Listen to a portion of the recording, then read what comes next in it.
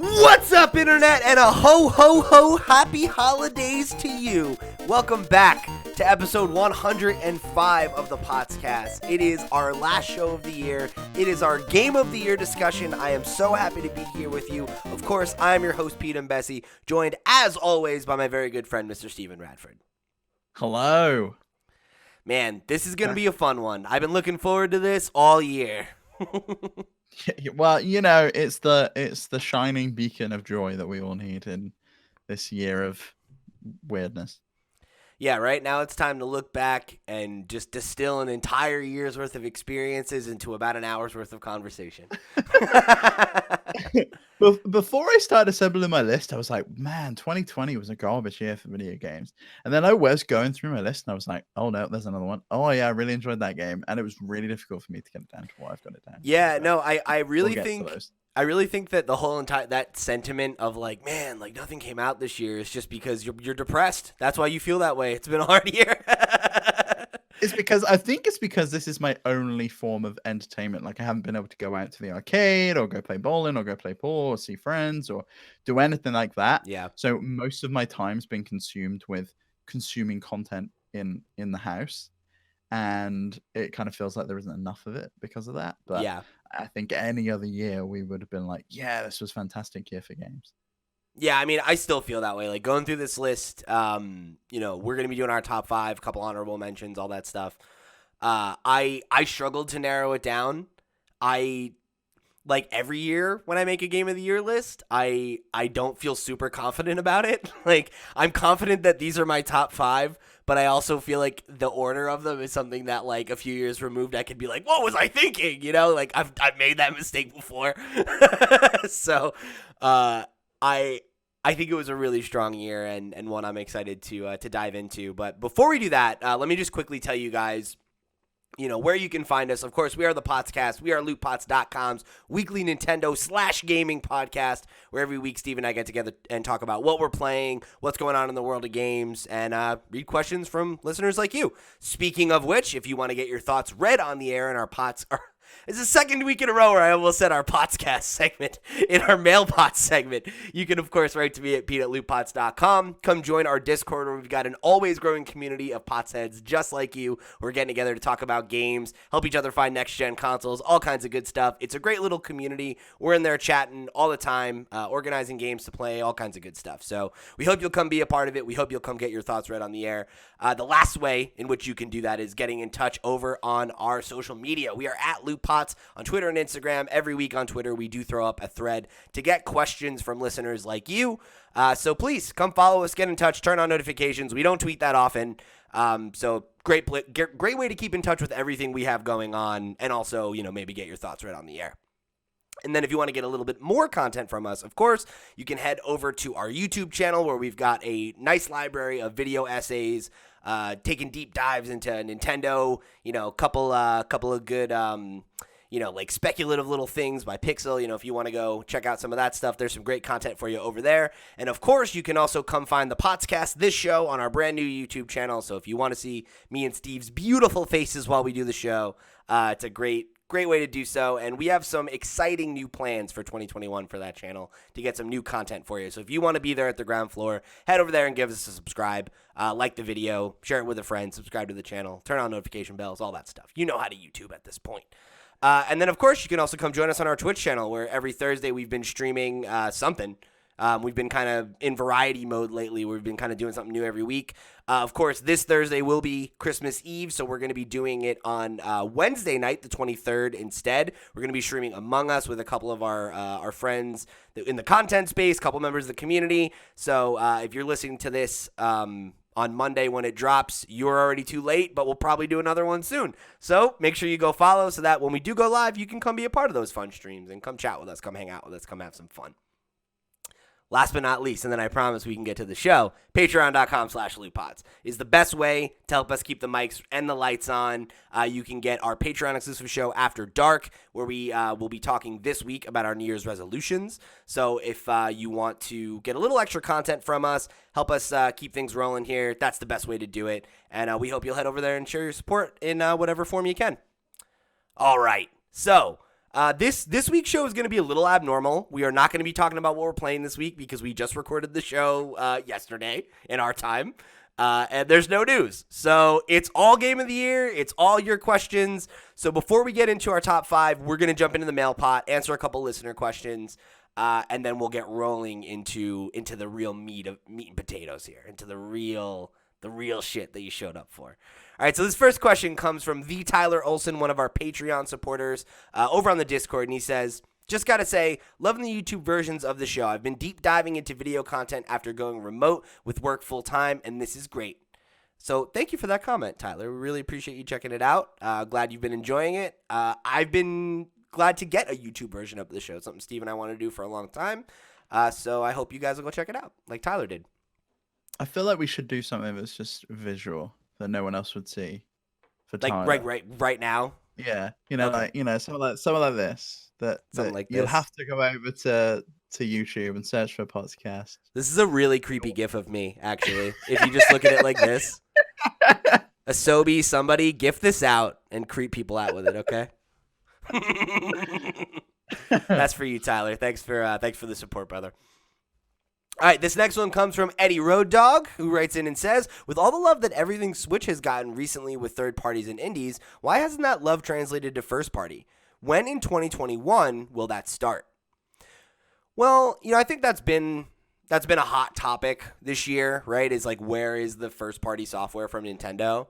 And I think it's clear that this was a bit of a gap year for them. Like Animal Crossing did that heavy lifting and it carried Switch sales through the year. And I don't really feel like they needed a lot more than that. You say that, but then I think that comes from people who aren't fans of franchises that did get new entries. Sure. Like Paper Mario, for example, that was a huge thing for Paper Mario fans. They finally got a decent Paper Mario game for the first time in years. I think that was part of the problem, though, too, is that it was a decent Paper Mario game. It wasn't like this was what we really wanted, Like, that was an easy game for people to skip. And I know that people always complain a little bit about ports, but how many people didn't play Pikmin? And I know how many people didn't play Pikmin still on Switch. Yep. Hopefully that gets rectified. Xenoblade, same thing. Yep, Xenoblade again, the same thing. And I know we had the Mario 3D All Stars stuff. So and not forgetting, we had Hyrule Warriors, another brand new Hyrule Warriors. Both pieces of the Pokemon DLC as well. So I think it's actually been a pretty strong year. Yeah, it's not slam dunk like the Switch's first year where we had a mainline Zelda game and a mainline Mario game. But I still think it's been pretty strong. And even if you're only into one of those games, the chances are you're pretty happy. Like I was only into Animal Crossing, but that really got me through.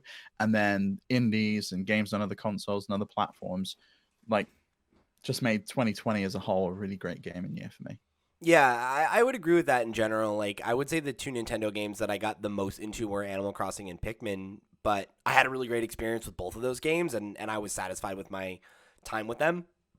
Excuse me. So I agree with you. I actually don't think this was as soft a year as people want to make it out to be, but I think it speaks to, to what you said earlier as well, where I think people are so hungry for content that, especially if you did like Animal Crossing and you were like us and you played the ever-loving hell out of it for the first few months and then kind of fell off, like this 2020 was the year I spent the least time with my Nintendo Switch since I bought it.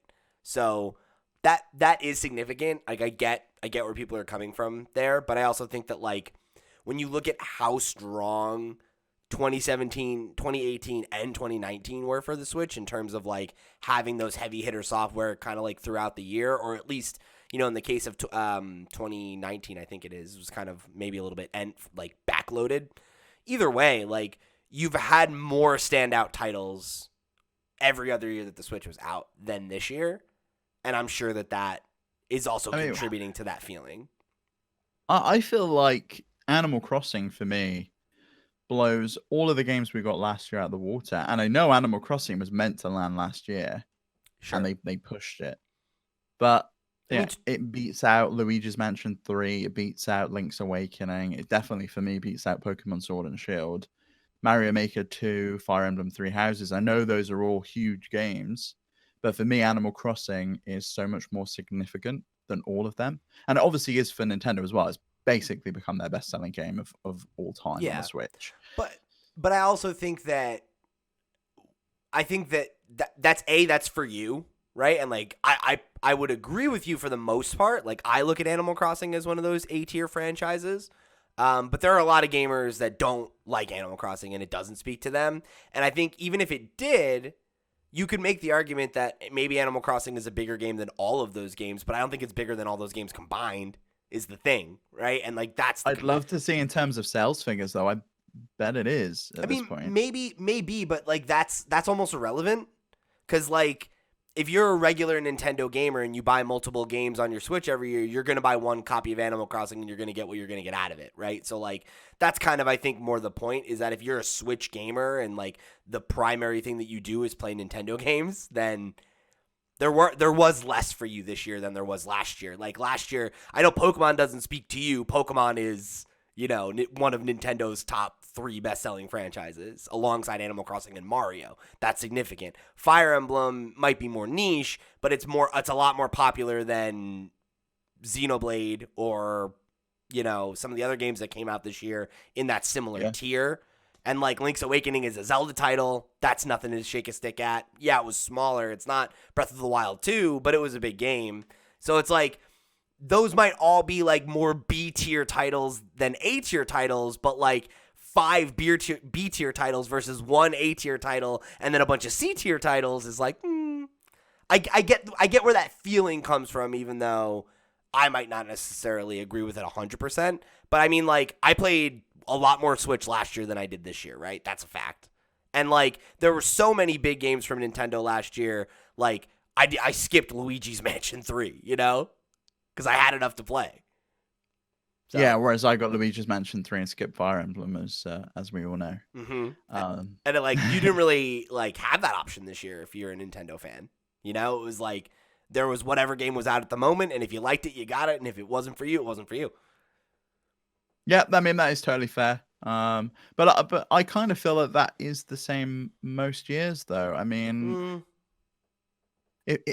all the games they release, it always seems to be a variety.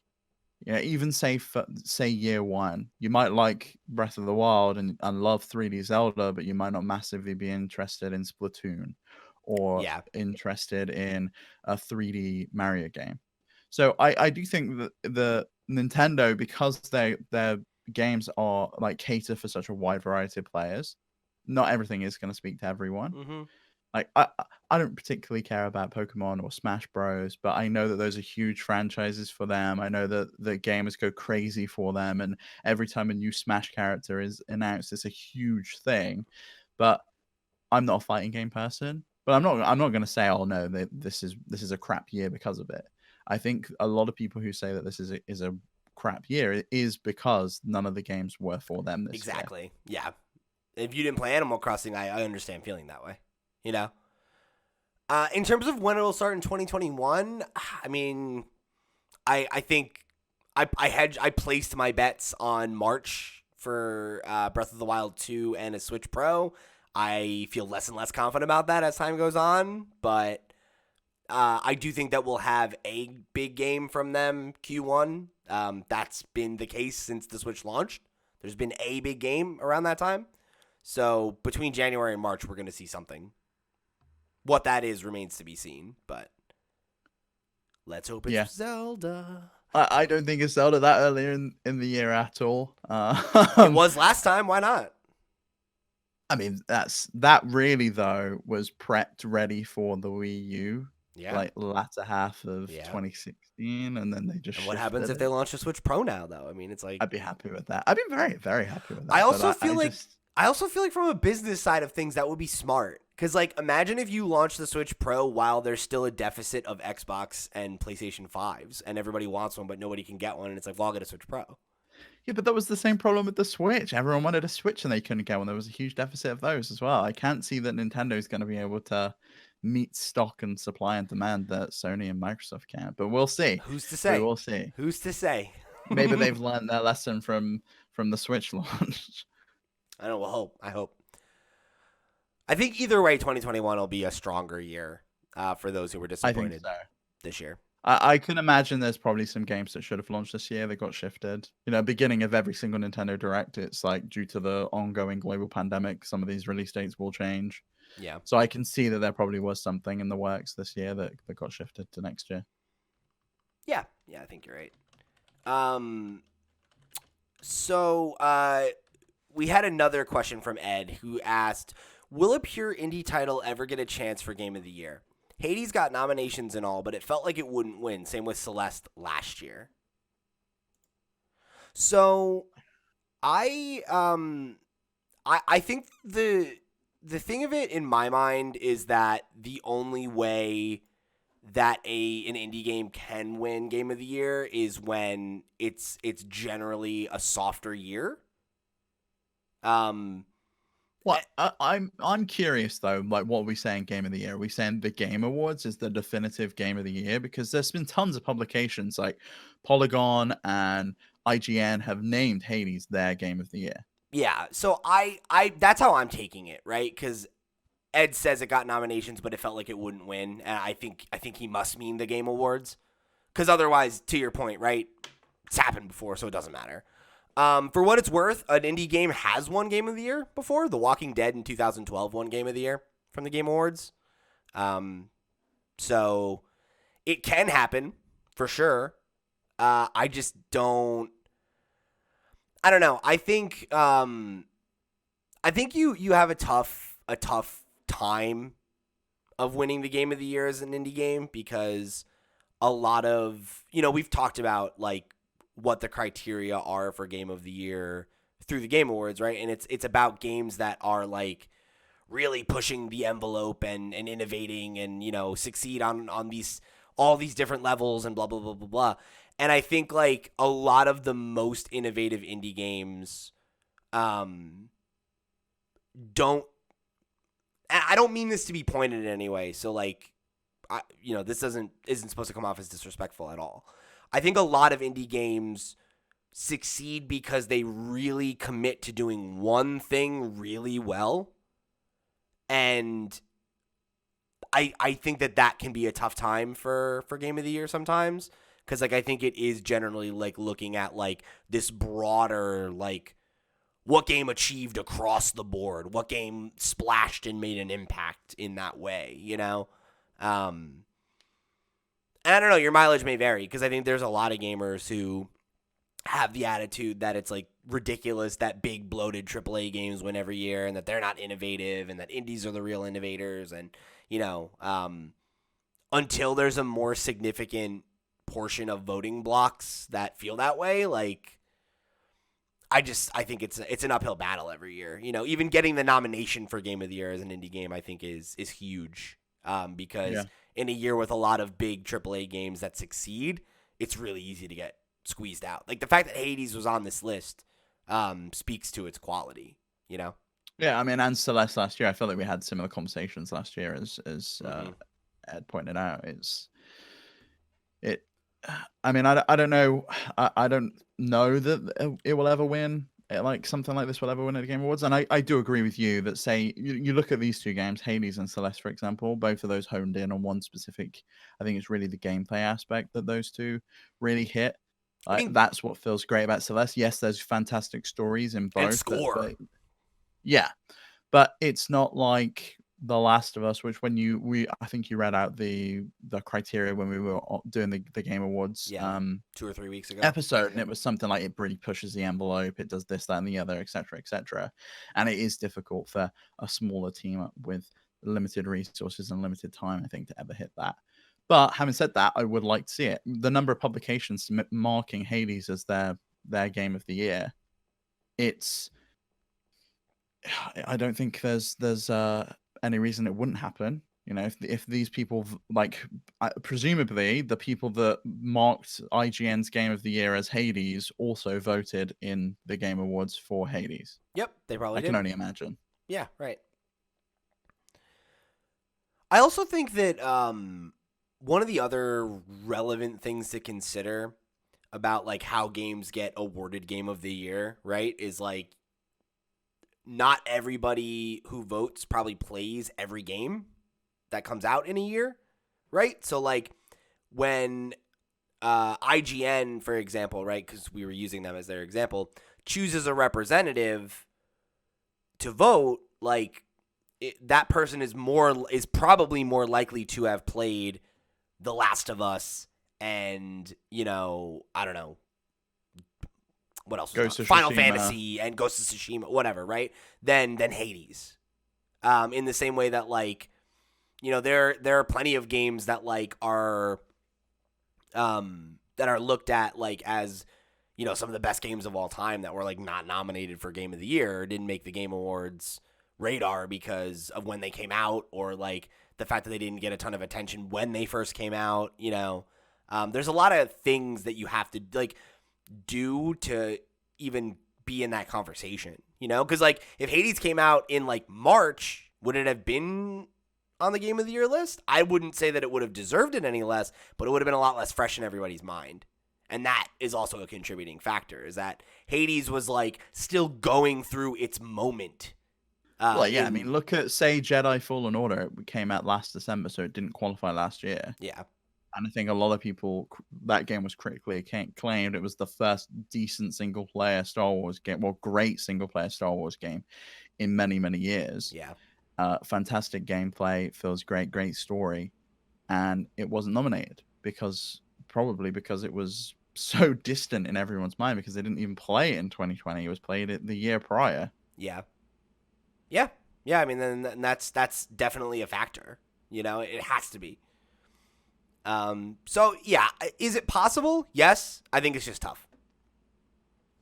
This next one comes from Wakahula, another one of our Patreon supporters, who says, first of all, love you guys. The PotsCast and the community you built and fostered around it. Thank you so much, Wakahula. That's very sweet. We love you too. We love that you're a part of it.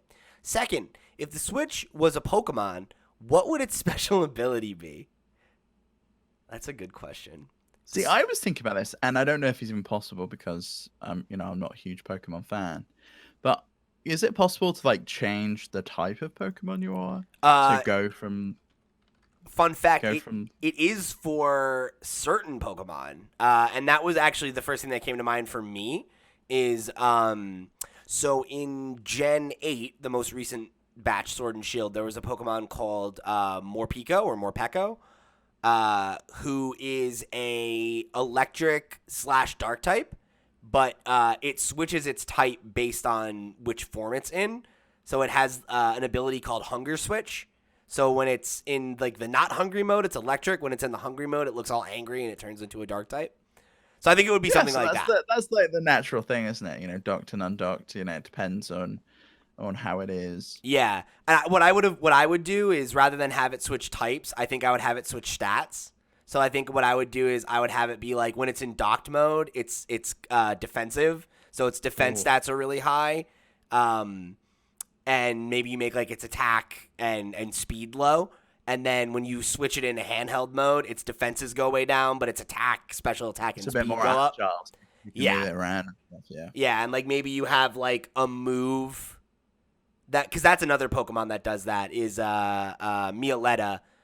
She has an ability that when you use a specific attack, I think it's called Relic Song, you switch from either Psychic to Fighting type. And I think you could have it be like something like that, where it's like maybe it's like a protect style move where like if you use that you go into the defense mode and your stats change. That'd be cool. Damn, that was a good Pokemon we just developed, Steve. Great question, Wakahula. Okay, well, what are we calling it? We just calling it Switch? Oh yeah, it's the Nintendo Switch. And then finally, what is the best gaming related gift you got as a kid? Are we counting consoles? Because mine's the Game Boy Color. So yeah, that when I got that was just I was like, whoa, I've got my own Game Boy. I remember opening it, and it had that like holographic shiny bit on the box for Game Boy Color. And I remember seeing that, and I knew 100% what it was as soon as I ripped it off, and like I must have like freaked out. But then also the case that I've spoken about that I had with that, which was the giant. It was like a giant Game Boy with like a carry strap. Yeah. It was like this giant plastic Game Boy. Those two things combined are probably my favorite ever gift I've ever received related to gaming. Yeah. If you're just saying gift, like not Christmas gift, then I would say Game Boy Color as well. I got that as a gift for my first grade graduation. I went to like it was like a private school that went from preschool to first grade. And they had like a little graduation ceremony where we wore like paper caps and gowns. It was like very silly. How cute. Did you have to like throw them up in the air? Yeah. It was like that whole thing. And again, I'm in the first grade. And I got, as a graduation present, it was from Costco. So you have those. We've talked about this. I love Costco. I went to Costco earlier. It was Get some insanely pizza, busy. right? Horrible, yeah. So Costco used to have these amazing like video game console bundles. It's actually the blue Game Boy Color. If you're watching on YouTube, you can see right behind me right now. It came with that, the red and blue official, I think it was Prima strategy guide. It came with a case, like a soft case, and then a link cable. So I was like set. And I remember literally like coming home from the graduation, opening that, and I was like I was gonna go to the pool. That was like in the complex where I grew up and like go hang out with my friends. But I remember they were like, wait, here, we have a gift for you. And I opened it and then I was like, and I got it and run to the pool and I didn't go swimming at all. I was like, everybody, I got a Game Boy. What's up? And like just fucking sitting there like in the shade trying to play Pokemon. What were some of the games you got with it that came with it? Like, it was just Pokemon when I got it. Oh, see, I never got Pokemon, but I remember I went around to my granddad's house. So I can't remember what games I got with it, but I remember going around to my granddad's house and I got a game from him. He got me like an obscure Mario title because Mario is in the game. Alleyway. Do you remember Alleyway? It was like their version of Breakout. And Mario like walks on and he jumps into the little paddle thing that you move, and he's the one controlling it. So it is a Mario game. That's so weird. Intelligent Systems made it. Yeah, it's bizarre, but I still have this game at my parents' house. It was a launch title, huh? Wow. Interesting. Yeah, I'm not familiar with this. Yeah, I got Pokemon. I might have gotten another game with it, but I don't think I did. You don't even care. Like, who cares? I got Pokemon and I was already into Pokemon. I'm set. Yeah, I had the cards and started watching the show like weeks prior. So it was like, oh, this is the most important thing in the world. Fuck this. Of course. But in terms of Christmas gift, it would probably be my GameCube. I got my GameCube and I remember I was allowed to open it like a day early or something like that. But I remember. Wow. Okay. Yeah, we were never allowed that. Like, I think it was never ever. You know what? Actually, I lied. I think it was on Christmas Day that I opened it, but we had bought it early because it was really rare. It was like hard to come by, and we had found it, and they bought it, and they're like, "But you can't open it until Christmas." And I was like, "That's fine." I remember that, and like, and they would wrap it as well. My parents would still wrap it, even though I knew exactly what it was, and then it would be like under the tree on Christmas Day because they still did that thing where because my brother was younger than me, they hid all the presents away, and then like they would appear overnight, and like magic. Who knows? But we can hear my parents like whispering as they carry down the presents down the stairs to put them under the tree. But you 100% knew what it was the next day because it's like the biggest box. Oh my god, it must be a game. Well, and the GameCube. The thing I remember about it so vividly is that I want to say we got it at like the Nintendo World store in New York or something because I remember being there and seeing Melee or whatever before it came out and was like, oh, I can't wait for this, blah blah blah. And I remember I had the strategy guide, and maybe that's what I got at the Nintendo store or whatever. But I had the strategy guide before I had the GameCube, so I was like reading the strategy guide, like, oh, I'm gonna learn all the combos beforehand, like obsessively, just like staring, like sitting at my turned off TV, just like, I want to play these old games. I want to play Melee. So funny. All right, and then we've got our last two questions, which will take us into our main topic here, which is, of course, the Game of the Year discussion. So, Affy, another one of our Patreon supporters, wrote in and said, what is your Game of the Year, and why is it Hades, Pete? You'll have to see if it's my Game of the Year, won't you, Affy? Oh, I see. I don't think it is Hades. I think I know what your Game of the Year is, but we'll see. We'll see.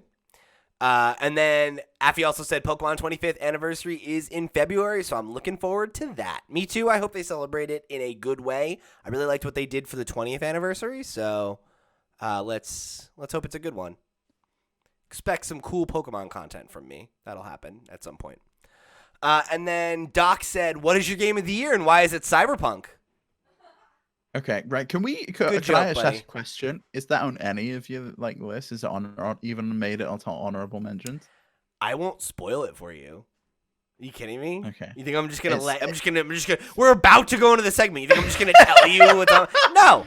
Okay, it's on dishonorable mentions for me because it's not great. You have a That- dishonorable mentions list? No. But I feel like we should, and that should be like on a pedestal. No, Cyberpunk biggest is not on my disappointment honorable of the mentions year. list. Spoilers. It's not there. It's not on this list. You will not hear me talk about Cyberpunk on this episode. That is all the conversation.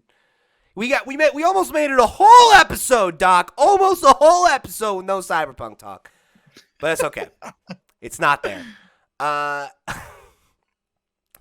Who knows? Right, I just want to know. Like, imagine over the course of this week, something extremely explosive could happen with that game. Because who knows at this point? There's been a news and we just story won't be able to talk every about it. single day, and we won't be covering it because we're recording this a week early, and then we're gonna go celebrate Christmas, and this is already gonna be going live. So I think we'll have to we do. should do some reactions, like, "Oh my god, can you believe what happened?" I think what we should do is we'll start our own series of videos called Night City Watch, where we just react to things that are happening in Cyberpunk. But yeah, then Doc said, but I'm gonna be that guy. I'm gonna be the first one to ask because I want to be that guy. LMAO. What is your game of the year and what makes it stand out? Well, guess what? We're gonna get into that right now. Game of the year discussion starts now. All right, honorable mention, Steve. Here's what we're gonna do. So if this is your first game of the year discussion with us, if the rules were different last year, I'm going to tell you what the rules are this year. So the way that Steve and I... any rules last year. It was just a free-for-all. I don't remember. But the rule this year, and this will be what we do going forward. So we have both chosen our top 5 games of the year. And then we also both have a list of honorable mentions. So what we're going to do is we're going to quickly go through our honorable mentions with about, 2-3 sentences about why we liked it, why it made the honorable mentions list. Every game on the honorable mentions list will be awarded 1 point on the LootPots PotsCast Game of the Year discussion point scale. Okay? And then every other game, once we get to our top 5, will be getting a point between 2 and 6 going from lowest to highest, right? So number 5 gets 2 points, number 4 gets 3, number 3 gets 4, number 2 gets 5, and our Game of the Year picks both get 6 points. And then what we're going to do from there, we're going to compile all these points, and we're going to make our definitive LootPots PotsCast top 10 games of the year for 2020. Are you with me, Steve? Yes, I'm with you. I have my keyboard at the ready. I've got a table open on Google Docs, ready to type them all in. Then let's do it. All right. Yeah. You want to start with first? You got 11 honorable mentions, right? I got less than you, so you start. I'm cutting 3 off because they weren't released this year. Just binning them. Yeah, they're gone. So the 3 that weren't released this year that won't be pointable: Diablo 3, Outer Worlds, and Control. They just meant a lot to me this year. I had great experiences with all 3 of them. But they weren't released this year, so they won't count. My first honorable mention is Coffee Talk. We did a great we did a great game club, the first and only game club so far. DJ, always in our hearts. Rest in peace. Did a review over on lootpots.com of this game and got us all to play it. He was a real he championed this game. The champion of this game, yeah. So yeah, my first honorable mention is Coffee Talk. Coffee Talk is also on my honorable mentions list, so I'll talk about it right here. I also really loved Coffee Talk. I thought it was an extremely cozy game. I thought it had a great soundtrack, a really likable cast of characters, some genuinely good, funny dialogue. It wasn't perfect, but I think it really, really nailed what it was looking to do. And it was one of those games that like you play it and you're like, wow, this is a novel, well-developed game from a young studio. I really hope they make a sequel because I think a Coffee Talk 2 would be exceptional. Yeah, I agree with you. I think for me, as we discussed when we did the game club, I think it was really the gameplay side of things that let it down for me. There wasn't enough mini games. The drink making was not very engaging. Yeah, it was terrible. It was really a lot of guesswork, and if you got it wrong, it was like tough. I started cheating because I wanted the good story ending because I cared about the story, but I didn't care about the gameplay. So So, what's on your list? Because that was one from mine. so that's the first game on the board. Coffee Talk with 2 points, Oh, everybody. 2 points. Yeah. Make sure you write that down, Steve. Keep it. We got to keep It's it going. that. It's written. It's Okay. there. All right. All right. So, I'll check that off on my list. Okay. So my first honorable mention is going to be another little indie title that Steve and I both looked forward to. I ended up playing it. It starred my favorite voice actress, Miss Ashley Birch, and that game is called The Red Lantern.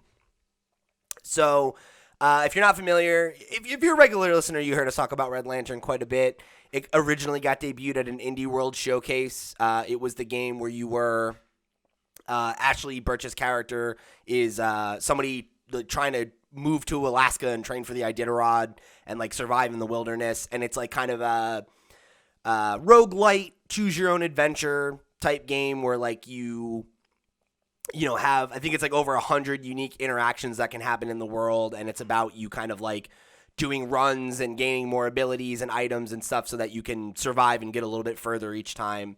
And I really liked it. Like it wasn't the deepest game, it wasn't the best game I played this year, but it was unique and fresh, and it left an impression on me, and it made me think like this is a genre of game I would love to see more of, where you have that kind of like, choose your own adventure style, like almost like Telltale or, that kind of game that I already like, but like a little bit smaller, a little bit more gamified, and that really worked for me. Like the whole resource management element of it, and it being fully voice acted is not really the kind of thing you'd expect in that sort of game. So yeah, it was a good one. It was a unique one this year. Yeah, that's one that I still really want to get to at some point. I think we were both surprised with the gameplay, that it was totally different to what we anticipated. Yeah, I had thought it was going to be like a survival sim, like more like something like The Forest or, like Ark even or whatever. And I was pleasantly surprised when it wasn't that kind of game, because I don't really like that kind of game. But the art style and like Ashley Birch's involvement, and like the dog element to it, like those are all things that I was like, I want to try this anyway. And it ended up being something I was more interested in than I even thought I would be. Yeah. So next on my honorable mentions list is Crosscode. So this is that RPG that's very meta. We were both really interested in it when we saw. I think it was Jason Schreier really was the one Last year raving about it on Twitter, and then it finally came to Switch this year, so I picked it up. It's also on other consoles and on PC, of course. And so you play a character who is inside this MMO, but you're the only real person there. So everyone else is an avatar, and you can talk to them. And there's like a lot of conversations that you have with them where it's very, very meta, and you kind of go through the game, and they're all talking about how like about NPCs and all of this stuff. So it's really fun. It's only on my honorable mentions list, and I think it probably would be further up if I had played more of it. I just got distracted by other games. It's something I want to get to. We've got 2 weeks off now, so I'm hoping that I'll be able to kind of go back to my backlog and play some of these games. Yeah, this is one I have downloaded on my Xbox. Once I saw it was on Game Pass, I was like, oh, great, awesome. This is I still want to get back to this one. I just got to find the time for it. It's a pretty long game, right? It's like 30, 40 hours. Yeah, a really long one. Which is probably the primary reason I haven't started it, but we'll see. Okay, so my next honorable mention is going to be Tell Me Why. So, Tell Me Why, another game I talked about earlier this year around the console launches. This was first showed off at one of those Xbox events earlier this year where they were trying to get people hyped up for Game Pass and, how you could get all that on your Series X. This is, of course, from Don't Nod, the team behind Life is Strange, a game that I hold very near and dear to my heart. And same style, it's that narrative-driven, choice-based kind of game with a bit of a supernatural twinge. It's, it's very much Don't Nod's style, So if you had played Life is Strange and enjoyed that, I think you'll similarly find something to connect with and Tell Me Why. I liked it quite a bit. It was shorter. It's only 3 episodes, and that initially gave me pause Because I remember getting to the end of the first episode and was like, oh, I'm in now. Like, they won me over. But there's only 2 more episodes to tell the story. How are they going to do that? I think they actually stick the landing really well because they tell a smaller, more intimate story. And they very much are not interested in, like, exploring the why of the supernatural element. It's very much just like, hey, so this exists, and here's why it exists in universe, accept that, right? And then you're like, okay, cool. So that's not really what the story is about. It's more a conduit for gameplay. And I think they did a good job of balancing those things and allowing it to have enough room to breathe to tell the story without like feeling it like it gets rushed near the end or like in the third act or something like that when it's time to just tie everything up, And they also had a weekly release for this rather than a monthly or several months out, like, what happened with Life is Strange 2. So I was excited to see them experimenting with different release structures and episode lengths and everything. So if you're a Game Pass subscriber, if you're an Xbox owner, definitely recommend this game highly if that kind of game is your cup of tea. And I've said before, I made no bones about it. I think one of the things that also makes it stand out and why I think it won Games for Impact this year is that I think it's probably the best representation of a trans person that I've ever seen in video games. So definitely wanted to give them a nod for that as well. Yeah, that one's on my list. I know you're a massive fan of those games. I don't know. There was something always about episodic stuff that I didn't like. Like even when say Hitman was experimenting with doing it, I hated it. I just wanted it all in one hit. And the fact that this came out so quickly in quick succession, and it's all there on Game Pass ready for me, I may end up picking this one up and checking it out. I mean, I might as well. It's there for me to download. How long is it? Is it a long commitment? I think it's like probably 9 hours total. Because it's like about 3 hours an episode, maybe, if you take your time. Like, if you do kind of like how I think the game is meant to be played, like where you like look at everything and you explore the environments a little bit, it'll probably take you that long. If you're a little bit more brisk, you could probably beat it in like 6 hours, maybe. So I'd say somewhere in that 6 to 9 range. I kind of played it in like 3 or 4 sittings where I'd like play through an episode and then go to bed kind of thing. And that worked for me really well. I think that's probably the best way to experience it, personally. So next on my list is Superliminal. Do you remember this game, Pete? I don't.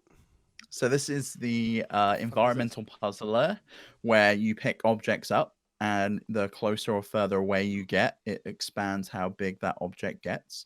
And you have to solve puzzles with perspective. Mm-hmm. And I really, really loved that element to it, how you would pick it up, and it was so clever. I just felt that this game was too short. I wish there was more to it, but I absolutely adored the ending to this game.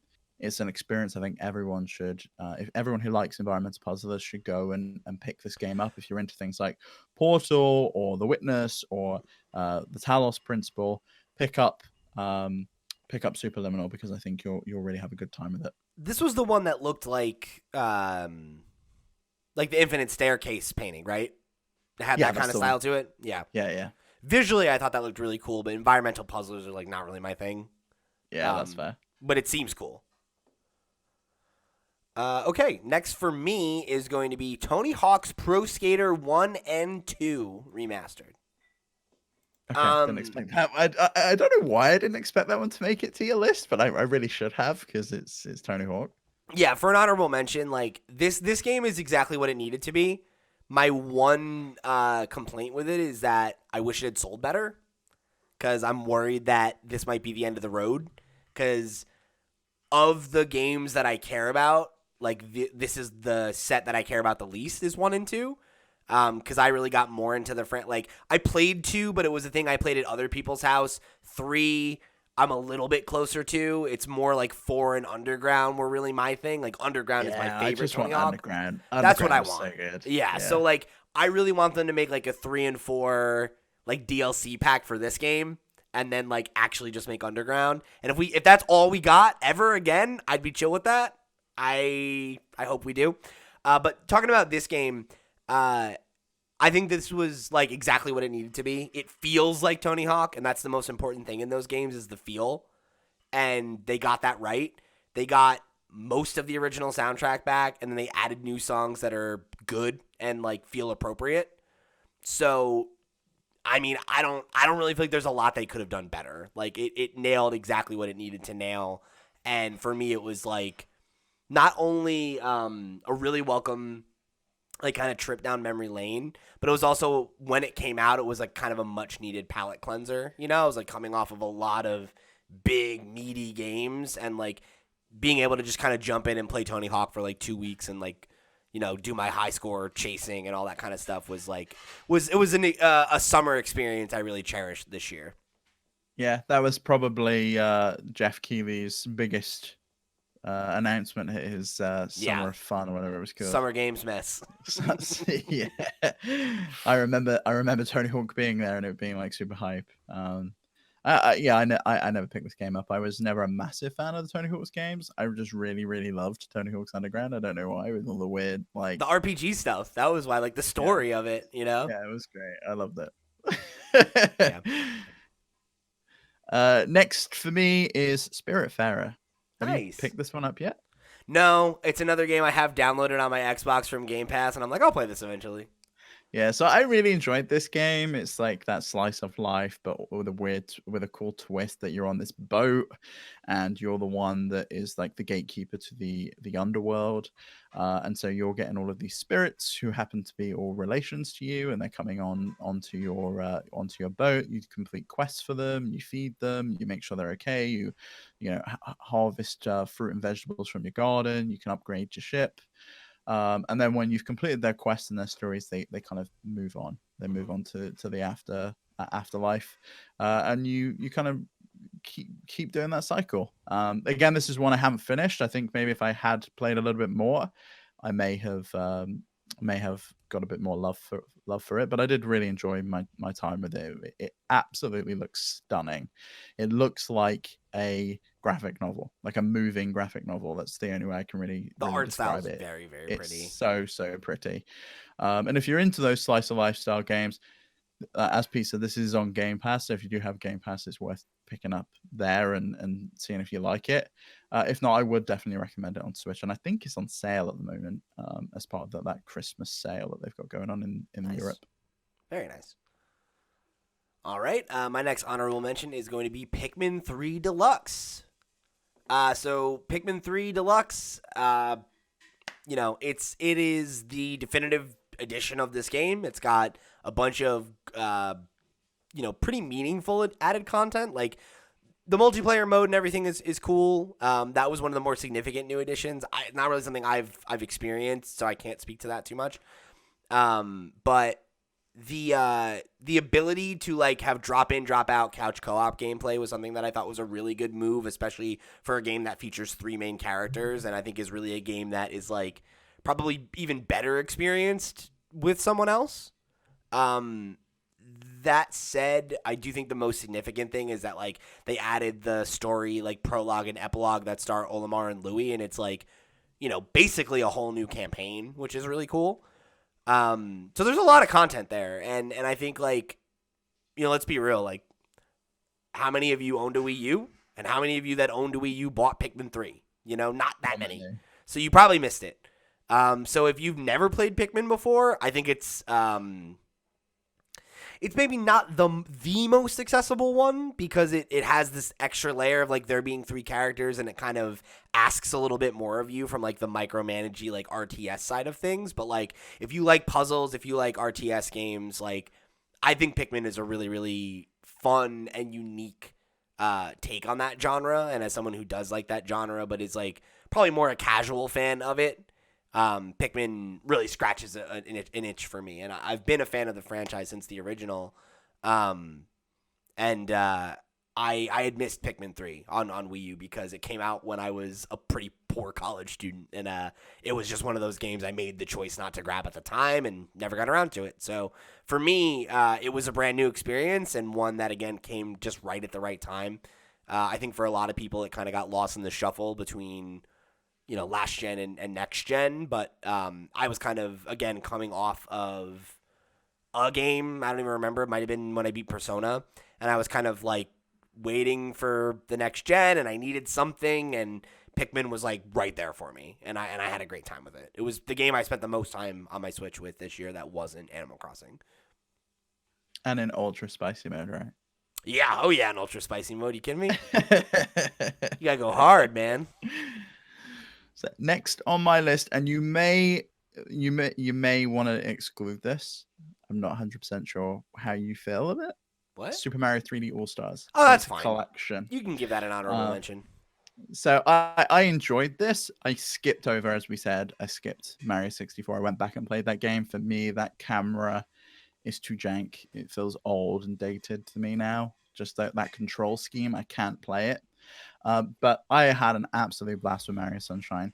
I realized how little of that I played when I was a kid, probably because I was terrible at video games at the time, and never really progressed much past P.T. Piranha. And having explored that Al Delfino a lot more, I really, really enjoy that game.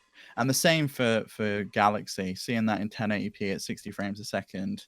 Wow, that game has really, really stood the test of time. I still haven't touched Galaxy in the remake, and I really want to go back to it. Yeah, that was another one. Like, I played a good amount of 64, a little bit of Sunshine, and then I just got pulled away for other things. I think Pikmin 3 probably. That's one I'm happy to go back to at some point. But those are also like games I've played multiple times. Like, I played each of them at least twice. So it's like I could hop in and hop out of that at any point, and like I think I'll do fine. It's comfort food. It really is. Like, for me, going back and watching an old TV show, you kind of know where you are, what you're doing, and how to get through. So I can totally relate to that. Yeah, absolutely. Cool. All right. So I've got two more. I've only got two more as well. On your honorable mentions. Yeah. Okay, so we're even now. So the ones I scrapped were bang up. Okay. Perfect. Okay. All right, so my second to last honorable mention is going to be Final Fantasy VII Remake. So, probably a game that some people thought would be in my top 5. I definitely did. It was not. Would have been in my top 10, but it just didn't. It didn't have enough for me, I think, to make it to that top 5. As somebody who doesn't have nostalgia for Final Fantasy VII, I've never played the original. Never even really booted it up. I've like watched some of it played like by my roommate, but it's not really a game I've ever sunk any time in myself. So I don't have that nostalgia. My biggest connection to the cast of characters from 7 is that a few of them are major players in Kingdom Hearts. So went in with really no frame of reference to these characters aside from their cultural significance. And I mean, one of them's in Smash, right? That is true, right? 2 of them are in Smash now. Yeah. But yeah, so like I kind of went in as like a clean slate, and I was excited about that. I was excited to like experience Final Fantasy VII's world kind of for the first time, and I found a lot to love. I really, really like the cast. I like the chemistry of the main cast of characters that they have quite a bit, and I think that these characters are iconic, and I think a big part of that is their character designs are really good. And that stuck out to me is like the visuals of each main character like are wonderful. Those character models look fucking great. Some of the background stuff, not as great, because you can see where all the attention went was making like Cloud and Tifa and Aerith and Barrett all just look sexy as hell. And like I guess that worked out, but gameplay wise, I loved it. I love that combat system. I love RPGs, but I also love action games. And like Kingdom Hearts was the game that made me fall in love with like action RPGs. And I feel like where Kingdom Hearts 3 kind of let me down because it didn't feel like a meaningful evolution of that system. And in fact, it just felt like it tacked on a bunch of shit that made it worse. This felt like an upgrade. This felt like, oh, this is the next step of what this kind of combat can be. And it sucks because Final Fantasy 15 was kind of almost that and not. So this was like, oh, they got it right this time. Like, this feels good. To the point where, like, I just enjoyed playing it. Like, I did all the side quests just because I was like, yeah, I want to fight more stuff. Like, let's keep going. Aside from that, I think the reason the game didn't break my top 5 was it didn't leave as much of a lasting impression on me as I kind of expected, and as much as I think it did for a lot of people, especially those that have nostalgia baked in there. Where, like, I really enjoyed my time with the game. It's not a game I've thought about a lot since I beat it. So, like, you know, I remember finishing it and being like, that was good. Like, that was good. That was a solid, enjoyable experience. And there are a lot of things But that you're not there craving more, because obviously this was only one small aspect of Final Fantasy VII Original. I think the thing is that I am. Like, when I was done, I was like, yeah, no, I'm in. I like this. I'm in for the sequel. I'm going to ride this ride out. But, like, I'm And not maybe like... that's why you're not. Maybe that's why you're not thinking about it. And Maybe. Like going, oh yeah, that was great. But I think it's like... I don't know. I think it's more that, like when I think about, like, something like Horizon, right? Like, Forbidden West, I'm like, oh my God, I can't fucking wait for more of that. Whereas, like, for Final Fantasy VII Remake Part 2, I'm just like, yeah, whenever you get it. Whenever it's done, I'll play it, and I'm sure I'll dig it. But I don't have that longing for it, you know? Or, like, Persona 5 Strikers was, like, one of those games that, like, I talked about all year of just, like, just give me the announcement. I just want to know that it's coming, you know? Whereas, like, with Final Fantasy VII Part 2, I'm just like, whenever it's here, I'll be eager for it then. You know? Okay. Your second and last pick? It is Among Us, and I think it would Oh. I think it would be really remiss of us not to include this game on the list. This game for me has such significance because it was the first game that Macaulay brought to my attention, and they are not a big gamer. They hone in on like a very few select number of niche games. They're more And casual. this really crossed over from being like a game about like a game for gamers. So say for example, think Fall Guys. I think that was had a moment, but it never really crossed over that divide between gamers and everyone else. Mainstream. Whereas I feel that Among Us did. Yeah, right. Fucking AOC was streaming Among Us, you know? Yeah. and Ilana Bar. Like so many people. And that really feels like it's similar to Animal Crossing New Horizons, in that, you know, all of these people that were getting involved, it really crossed into the mainstream. It was a real moment, and they're still riding it out now. And the fact that this game didn't come out this year, I think it's irrelevant now, because obviously the Game Awards awarded it a bunch of stuff, even though it's a few years old at this point, I believe. Yeah, 2018. And for me, it's just that memory of and still playing it in bed with Macaulay, us two, like just playing with randos or playing with friends. It's that kind of game, as we spoke on last week's show, that you can play with friends remotely now and still feel a connection with them and feel like you're doing something with your friends, even though you can't see them in person. And I think that's special, and it's something that people need in 2020. So if you haven't checked out Among Us, you really, really should. It's free on mobile. It's super, super cheap on Switch and on PC, and it's coming to other consoles in 2021. So it's on Game Pass on PC too. Yeah, so definitely check it out. I highly recommend it. And we streamed it last week, if you're listening to us now. Yeah. So if you can go back, check the VOD on Twitch, because I'm sure that was a blast. Yeah, we'll probably do another one soon, I would imagine, too. So keep your eyes peeled. That is a game I have only played once, so I don't have a ton to say about it, but it is fun. I get why it's popping off right now. Okay, so my last honorable mention today is going to be, of course, Hades. Fuck off! No way! Yes, Hades. So okay, close. This is my last one too. So wait, Hades is your last honorable mention? Yeah. Okay, all right, cool. So 2 points on the board for Hades then. I thought this would be in your top 5 the way you were talking about it the other day. So Hades came so close to the top 5 for me. I love Hades. I have sung its praises. I have sold people on Hades.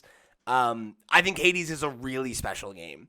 I think the thing about it for me and why it didn't break my top 5 is just really it's not my kind of game. I don't really like roguelikes, and this game I think is so good and so special, not just from like a gameplay perspective, but also like it's got a good soundtrack, it's got a good art style, it's got good voice acting, like it's got a lot going for it that drew me in and really got me hooked on it for a while. But what usually happens with roguelikes and games like this that like have an end but don't really end, I just lost it. You know, like I hit a point Yeah. where I had gotten to the last boss. I've done the last boss battle like 3 or 4 times. I haven't beaten it, and I was like, like I want to keep playing this because it's fun, but I also feel like I'm kind of beating my head against the wall. So I kind of want to do something else. And then Pikmin came out, and I was like, oh, I'll get this. And then I was just in on that, you know? And then now it's like my chops are off and I want to go back to it, but like when do I have the time for that? And am I going to just have to get better again? And so it's like I had a great time with it. And I think like objectively it's a really excellent game and it has a great gameplay loop that did speak to me, but it just didn't hold my attention as much as the other games on my top 5. So similarly to Final Fantasy VII, like even though it was one of the best games I played this year, it wasn't one of the 5 best games I played this year. So all the love in the world to Hades, all the fucking respect on that name because it deserves it. Just not one of my top 5. Yeah, I would agree with you on most of those points. I'm really, really enjoying this game, and I don't think I am anywhere near falling out of kind of sync with it. Mm-hmm. I think this will be the game I keep playing until I manage to beat that last boss. We spoke yesterday. I haven't really played anymore since we recorded last week's episode yesterday. But I'm really enjoying it. I went back today and played with the bow and arrow, and that is now 100% my favorite. I told weapon you, in this yeah, game. dude, It's you get so good. You get the right Especially when you boons with get the it. like 3 boons, like that's the like split fire. Fuck, it's so powerful. You can do the split fire and then like the homing arrows and the pushback, and you're just like fucking no one can touch me. Like I'm Yeah, it's across the room annihilating everybody. You know, like oh, it's so good. So it's one of those things. Like now that I'm talking about it, I'm like, I do want to go back and play that. I really do. Yeah, I'm really enjoying it. But yeah, the 5 in my list are just games that I just couldn't stop playing. Like I played them start to finish. Like it was all I played. Whereas Hades, I'm still going, oh, I'll play a bit of Hades. Oh, I'll play a bit of Cyberpunk. I'll play a bit of Forza or Watch Dogs. It's one that's kind of on rotation rather than this gets 100% of my attention because it's all I think about and all I want to play. Yeah, I feel that.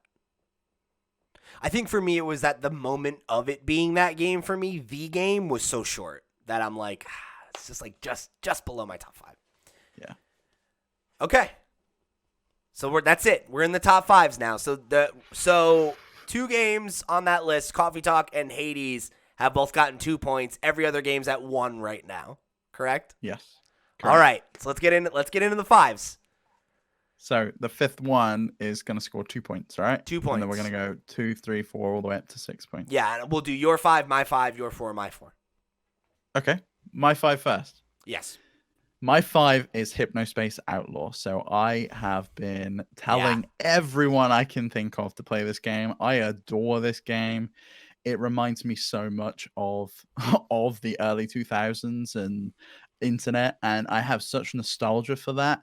It's really when, because my job, if you don't know, I'm a programmer, and it's really when I started to learn to program, and I feel nostalgia for like visiting Yahoo GeoCities websites and or like going to people's MySpace pages, and it was like all coded up in this weird way where everyone had like a different theme and stuff, and you really get that. And it's got like MIDI music that was written just for this game and all sorts of stuff, and topping that off with a really, really creative story that I think is a unique way of telling a story, like reading web pages and learning stuff about the world that this happened in through like email and through web pages and through old school videos and adverts and audio. It's just so cleverly put together that I couldn't not include this on my list. I love Hypnospace Outlaw.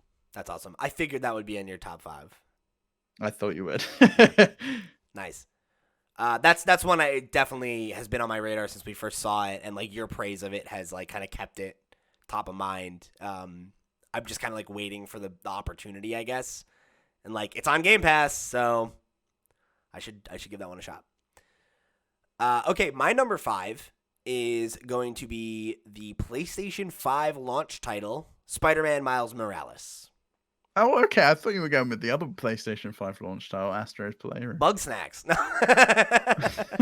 You know what? Actually, Astro probably should have been on my honorable mentions. Astro's Playroom is very good. And All very, right, I'll put it on the list. Put it on there. That game's great, especially for a demo. Can't wait for a full version of the game. Loved it. I'll give you this ringing endorsement.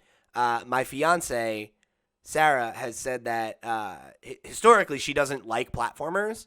And she started playing Astro, and she like 100%ed the collectibles and was like working on the platinum before she kind of like got pulled away for something else. So, oh my god, you've got to get her on Mario Odyssey next. Please tell I me. I know that's what I said. I was like, now that she got that in and she like enjoyed it a little bit, I'm like, I'm just gonna like stick Mario in her Switch and just like see what happens. Yeah. Shh, you can't hear me. Be quiet. So Spider-Man Miles Morales. I sang the praises of this game quite a bit this year. I think that Spider-Man Miles Morales is simultaneously an improvement of the formula that was established in 2018 with Spider-Man because of its shorter length. If you don't know, it's about half the length of the original Spider-Man. They trim all of the fat and none of the steak. Like, all of the good side quests that you remember, like, they're all still there. They cut, like, the stuff where you're Peter and you have to go to your job and do, like, a puzzle where you're, like, fucking doing circuitry or whatever. Dumb shit. They cut the Mary Jane segments where you're, like, doing these, like, not very well fleshed out stealth missions, right? It's all the meat, all of the best parts of the game are what you focus on, and that's the whole experience. And as a result, I didn't feel like the game felt like it was a lot shorter, even though it was, because it still felt like it was meaty and there was a lot to do, especially if you want to go for the platinum, which I did. And I don't know, like, I think really the only drawback that I found for it was that because of the shortened length, it felt like the story didn't have as much room to breathe as I would have liked. Like, the first 2 acts are very good, and the third act feels like rushes to close. Yeah, and not to a point where it's like this doesn't make sense or like it feels truncated. It's just like, man, this would have had more impact if I spent another 5 hours with these characters, if I spent another 10 hours with these characters, you know? But that said, what they accomplish in that space, in that limited amount of time, is A, wonderful, B, I think hopefully sets a precedent for Spider-Man 2 in terms of how they spend their time.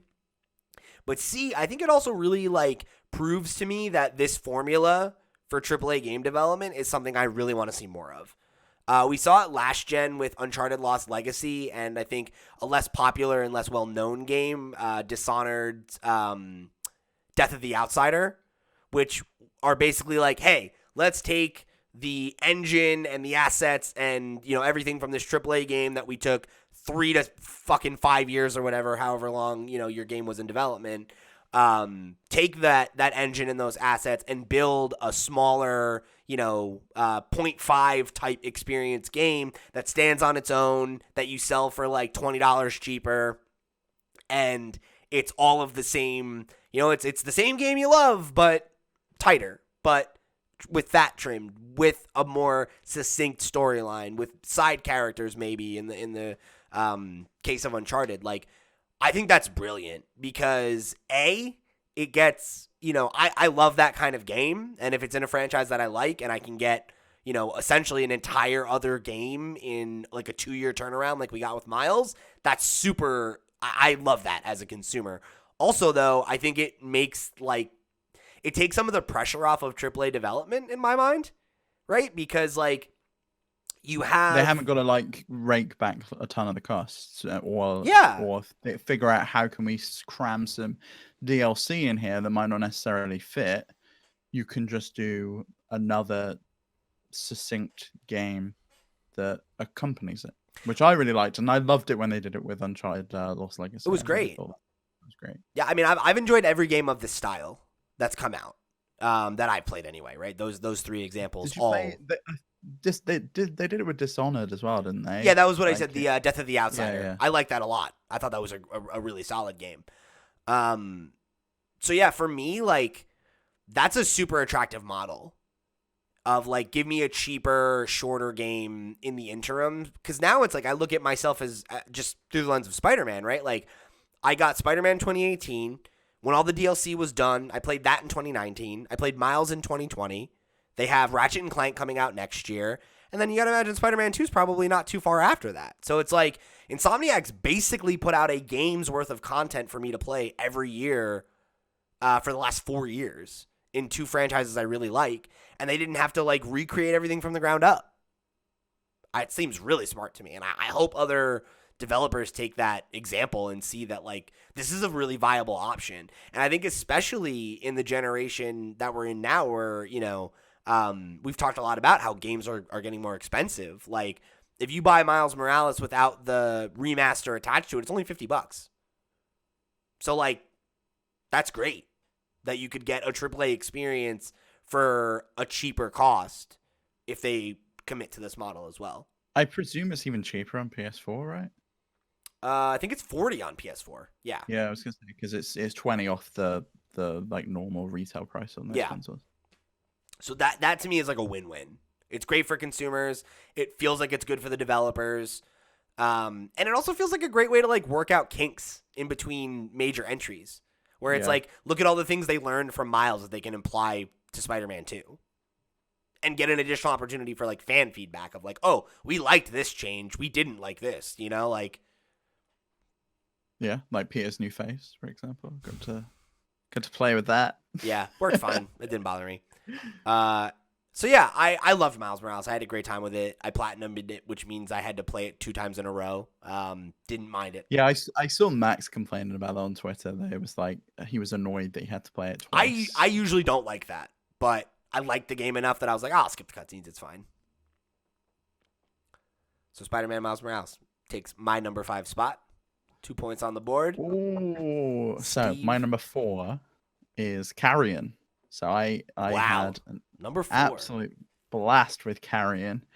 This was the Metroidvania that the first one I ever really got into that really spoke to me. I loved this game. I loved the way the monster moved. I loved the power-ups he would get as you progressed. I loved the story. I loved the environments. It was fantastic. I highly recommend anyone checks out Carrion. And it's on Game Pass again. So if you have Game Pass, I feel like we're just a sell. Whole thing's a commercial today. This episode brought to you by Game Pass. Carrion was great. And the like things like the music and I think it was more the sound design than the music. Like the noises that the monster would make when he moved, and like the screaming and the crunch sounds when you would eat someone, which sounds really gruesome, but it's so satisfying. Like really, really satisfying to like move along as this monster, and it's like making a noise as he like moves, and all his tentacles like attach onto everything. Such a good game. And I'm surprised I haven't had more people speak about this game. It feels like one that kind of came and went. Yeah. So check it out. Game Pass. All right, my number 4, maybe a controversial pick in some circles, is Persona 5 Royal. Cool, Zaid's like writing an angry email right now. He's like, how did you not put this at number 1? Unbelievable! How could you? Oh, you know what? That reminds me. Zaid sent me an email this week. Oh my God, we're going to have to jump back into the MailPot. Hold on. All right, hold on. Let me grab this. It's fitting because it's Zaid's game. Yeah, this is Zaid's game, so we'll do it now. Right? He's the only one who wrote in. Okay, we're good. Got it. All right. Okay, so we're jumping back into the MailPot, and then I'll talk about Persona 5. Zaid says, what's up, fellas? So we're finally at the point where we can properly discuss Game of the Year and some of the biggest moments we had in 2020. And of course, I'm very excited to hear what you guys have to say. For me, Game of the Year is pretty simple. It's easily Persona 5 Royal. Regardless of it being a re-release, the game is just perfect in almost every way. I would say the best gaming moment I had in 2020 was, and I guess this isn't technically a gaming moment, but it was getting on After Dark to talk about Persona 5 Royal with Pete. Truly an honor, and I look forward to the next time we get together on the show. But coming in at a close second was playing Halo with the two of you and that Doc guy. Of course, I am super hyped for Persona 5 Strikers as I've pre-ordered the game on all available platforms. I can't believe that. I really can't believe that. Zayd is a madman. But after playing Halo recently with you guys and Doc, I'm getting very excited for Halo Infinite, even though it's roughly a year away. The thing I'm most excited for, however, in 2020 is to see where LootPots goes next, after what I consider a stellar 2020. Thanks for keeping us all sane during this tough year, and I can't wait to see what kind of content you guys do next year and beyond. Thanks for making my Mondays a little more bearable. Y'all are the best, and I'm glad that I can call you my friends. Your friendly neighborhood snack guy, Zayd. Love your friendly neighborhood snack. Thanks, Zayd. Very That sweet was of you, Zayd. Very nice. I had a great time playing Halo. We spoke about it in the last show. I really felt like you and Doc carried me. Oh, like yeah. 100%. Absolutely. So thank you. I really appreciate that. Yeah, so always nice to hear from you, Zayd. Thanks for writing in, buddy. So Persona. So why are you letting Zayd down? Why are you not putting this as your number one pick? So Persona 5 Royal is in an interesting spot for me. I think I easily could have put it much higher on this list. And I think the reason I didn't is because of the re-release angle to it, where like when I think of 2020, this is one of the games that will define the year for me personally, because Persona 5 Royal, I literally played this whole year. Like, I started it at the beginning of the pandemic. It goes on forever. Yeah, and I took a break to play Last of Us and Ghost, and then I came back to it, and, you know, I liked that because it kind of like, it was like taking a season break, like in the middle of the game, and then like when I came back, like the calendar was kind of lined up again, so it was like very much a game that defined my 2020, was kind of coming back to it and playing it and putting it down and coming back to it, and I loved it. Like, it's genuinely one of my favorite games of all time. I felt so connected to the cast of characters and like the world that they built, you know, their version of Shibuya, and, you know, just like exploring the different parts of the town, like, you know, maximizing the confidants with the characters that I was close to and all that kind of stuff. Like, it really is a game that I think is close to perfect in a lot of ways. It has some real significant problems, but they're mostly with like conveyance. The game doesn't do a good job of telling you like what's important for you to do sometimes. Like, yeah. Spoiler. This isn't a spoiler content wise, but like to get the extra content of Persona 5 Royal, you have to max out Confidant with 3 specific characters, and the game never tells you that fact. I know, yeah. So there's like stupid things like that where it's like, what were you thinking? But like that stuff aside, I also heard, like, when I was listening to the spoiler cast and editing it, there were some kind of bad representations of certain people, especially trans and gay characters in the game. Yeah, I don't think that there's, because I remember in Persona 5 there was some like 4. really no. Okay. Persona 5 original. Yeah. Because I didn't play Royal, and I don't know if they changed it or ripped it out, but you would go see someone in a bar, and there would be like 2 gay guys on the street that were like a real terrible stereotype. Those characters are still in the game. Yeah. Yeah. I was gonna say it just feels shitty that that's still there, and that's the representation of gay characters in this game. But yeah, it's like very like, that's a thing in a lot of Japanese media, is like characters who are very like gay panic characters, you know, and it's like, oh haha, like I'm not gay, like oh no. So that definitely rubbed me the wrong way. I think like those characters show up twice, so it's like a drop in a fucking massive bucket of this game. But it does stick out to me. I think the trans representation that we were talking about was in their other game. In Catherine. Catherine, yeah. So yeah. Okay. Atlas, not the best track record of representing queer people or giving you queer options in their games, but that aside, I don't know, like I just had such a relationship with the game and with its world and its characters, and like this year especially, having those feelings of isolation and like not being able to go out and make friends and meet friends and do those kinds of things, like it scratched that itch for me, and I connected to it. I connected to its cast in a way that I don't feel like I've connected to a group of characters since like Mass Effect. where like this is my crew and I care about them and I care about what happens to them, and you know, like I genuinely had a ton of affection for every major character that I got to know, and a lot of the minor characters as well. So yeah, I think if Persona 5 Royal was Persona 5 and it had come out this year, it would have been in contention for my game of the year. But it being a re-release and it being a game that failed to grab me the first time, and then I got into it, and like, I don't know, all those things, like when I was making the list and I was thinking of like what were like the games that came out this year that like made a splash for me, like I felt weird putting Persona above those games, even if I might have like had a overall better experience with Persona. Does that make sense? It's weird. It does. I looked at this list differently. I looked at this list as the games that were solely for me, and not in the way that we looked at, say, the Game Awards and what deserves to Yeah. win, like I like overall game of balanced the those year. two things and made my decisions the way I made them from there. Cause like I didn't judge it by that either, and you'll see that I didn't judge it by that when you get to the next couple entries on my list in the order. But I don't know, like I couldn't, for whatever reason, when I was putting Persona on this list, I couldn't separate that reality from my feelings about it. And that doesn't make it a lesser experience. That didn't hamper my enjoyment of it. I think it feels a little bit weird to even put it on this top 5 because it is a re-release, because it is a game that I played in 2020, not necessarily one of the, you know what I mean? Like, Yeah, it's weird. it's like if I said Super Mario 3D All Stars is my number 5, you'd be like, "What?" And That's I just wouldn't, a compilation of games from years gone by. and I wouldn't begrudge you that, but it is one of those things like, okay, that's a little cheeky, isn't it? You know, like, Yeah. and that's kind of how I feel It is. about putting this at number 4. And I think putting it at number 4 was enough for me to be like, okay, like I let it beat Spider-Man. That's good enough.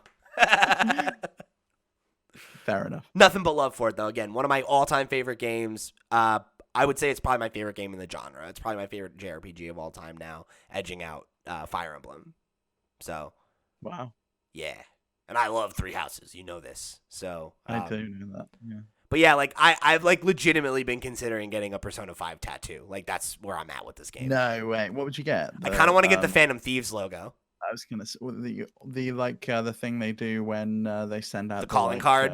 The calling card With like the hat and everything. Yeah, I've been thinking about doing that. That would be cool. Or maybe like some of their masks on my arm.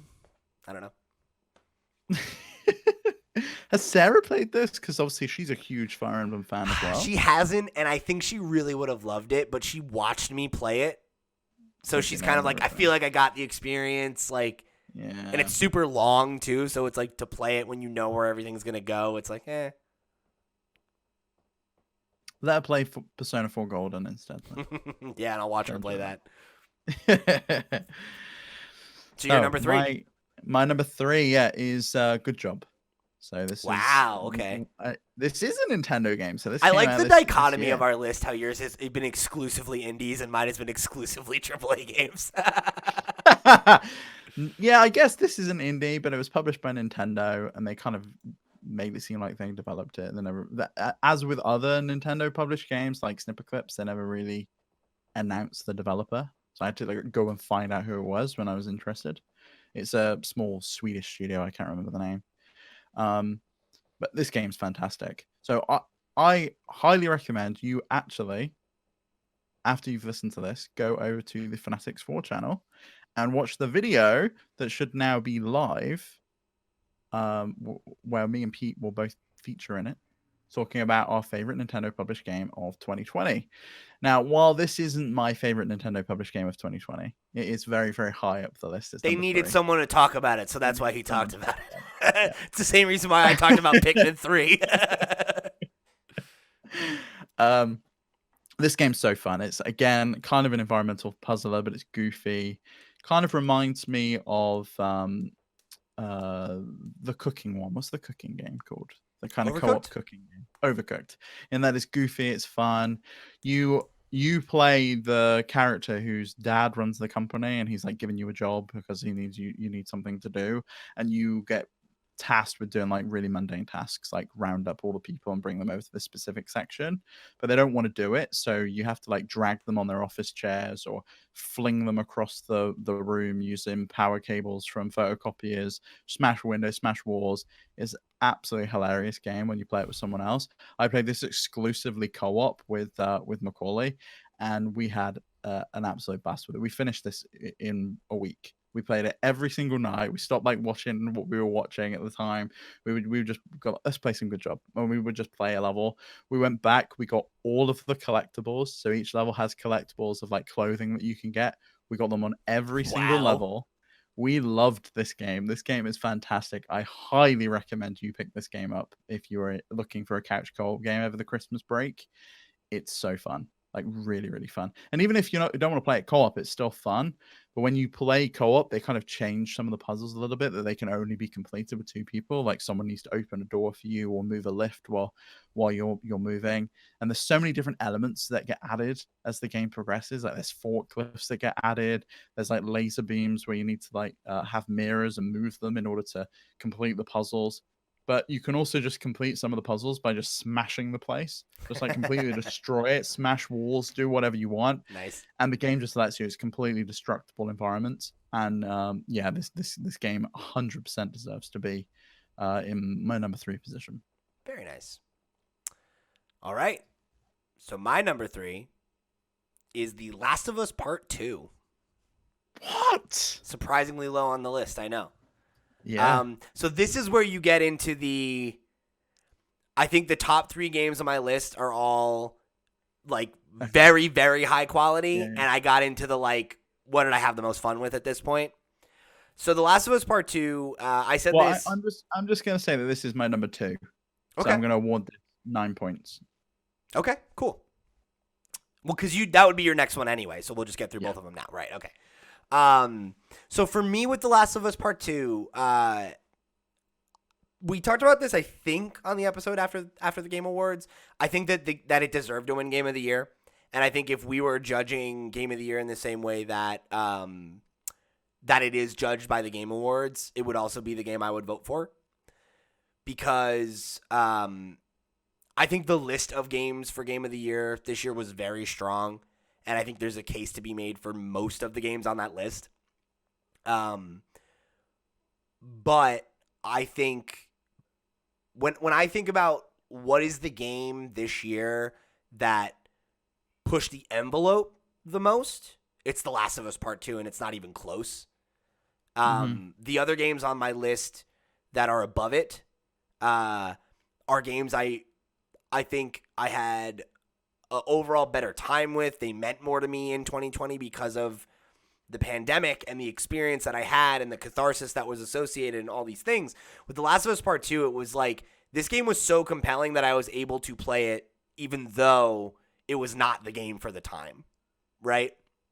And I wonder if a lot of people's attitudes about it might have been different if it didn't come out in 2020.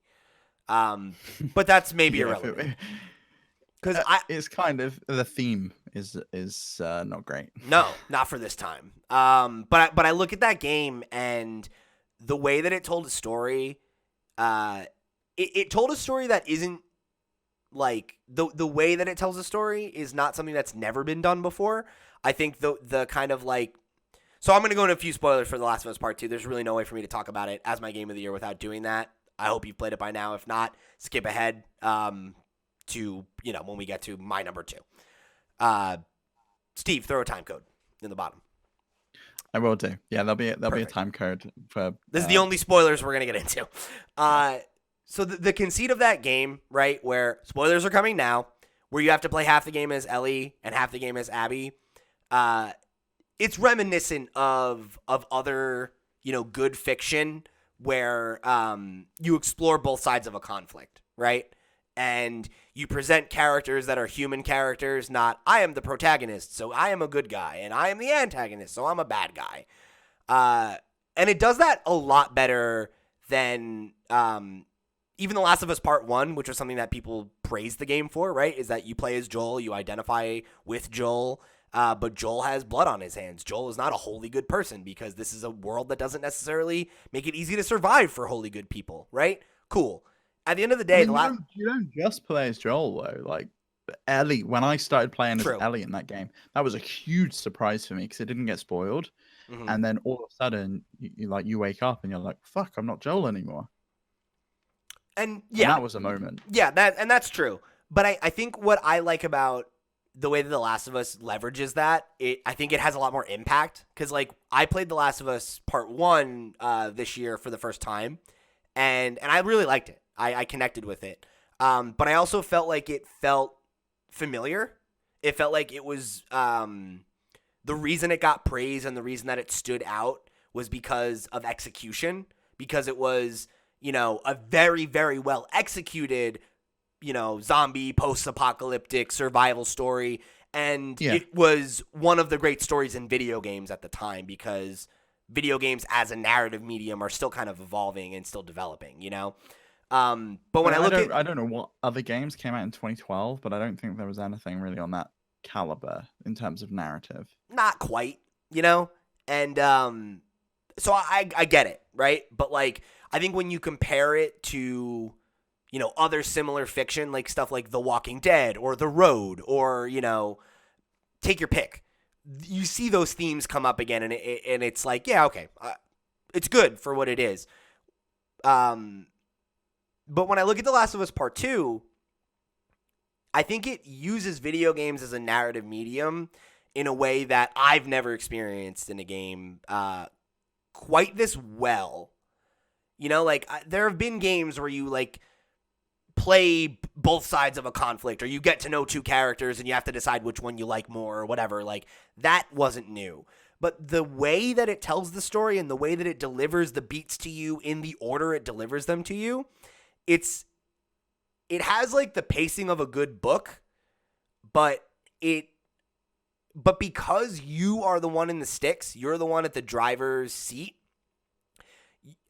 I anyway walked away feeling so much closer to the actions of the story, because I think for me the game played exactly the way that Naughty Dog had wanted it to, where I come into The Last of Us Part 2 and I have emotion tied to Ellie and Joel and their relationship, and the decision that Joel makes at the end of The Last of Us, and, like, all of that.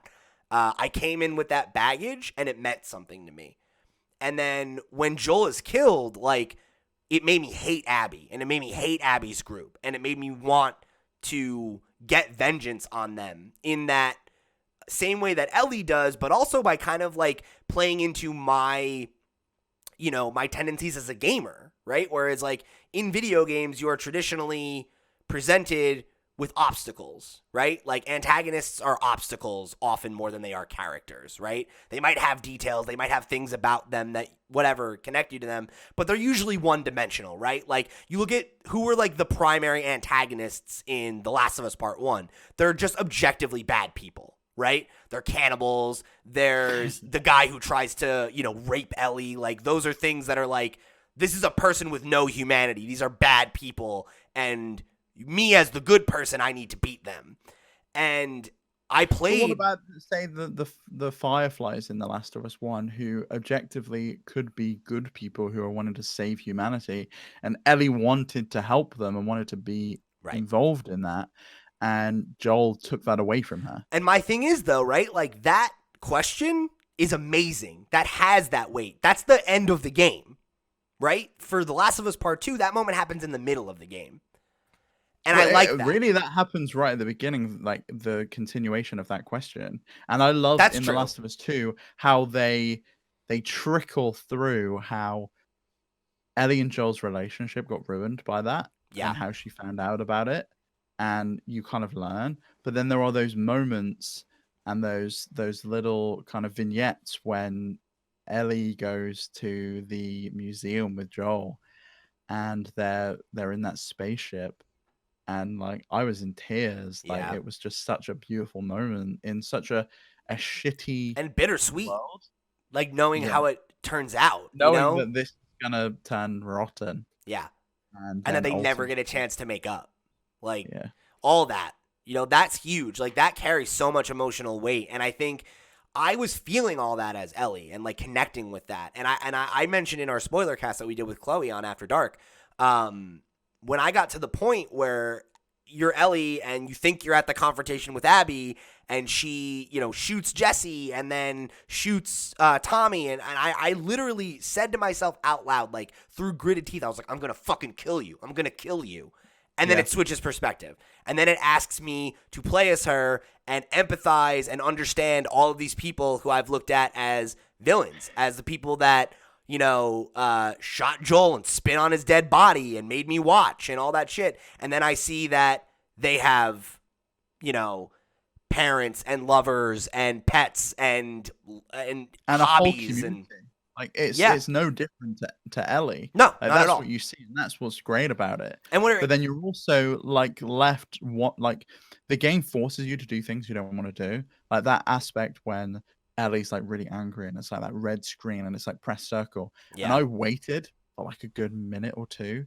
I was like, I really don't want to do this. Yep. I really, really do not want to do this. And I was hoping the game would let me out of it, but it didn't. It forces you to do it. And there's a bunch of moments like that where it forces you to do stuff. But that only adds to the story. It only adds to your connection with these characters.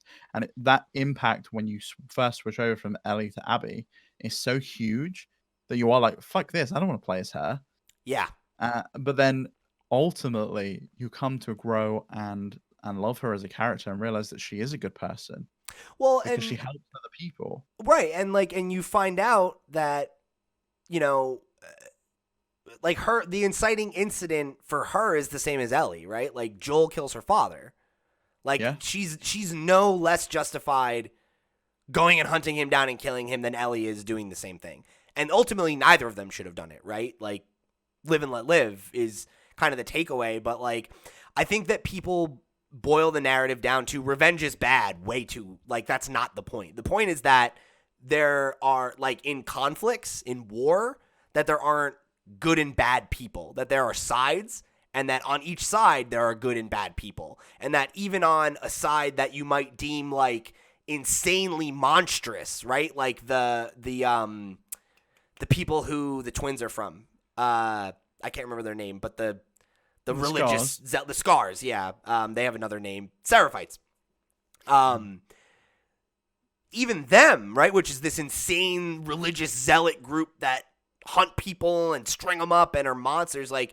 There's also these kids that live there that are just trying to get out of a bad situation, and that the game establishes its themes really well and then reinforces them through every single arc, and all of the arcs reflect one another, and it's just really, really well written. And when I see people criticize the script as being bad, it really makes me roll my eyes, and it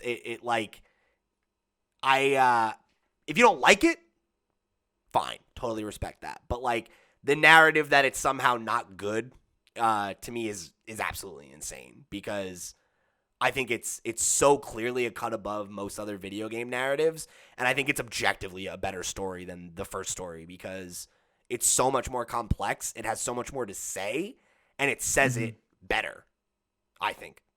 So, and even looking at, say, the Seraphites side of things as well, I love that Lev, I think, is well represented as a trans character. It's never really touched upon. It's never really clarified 100% that Lev is trans.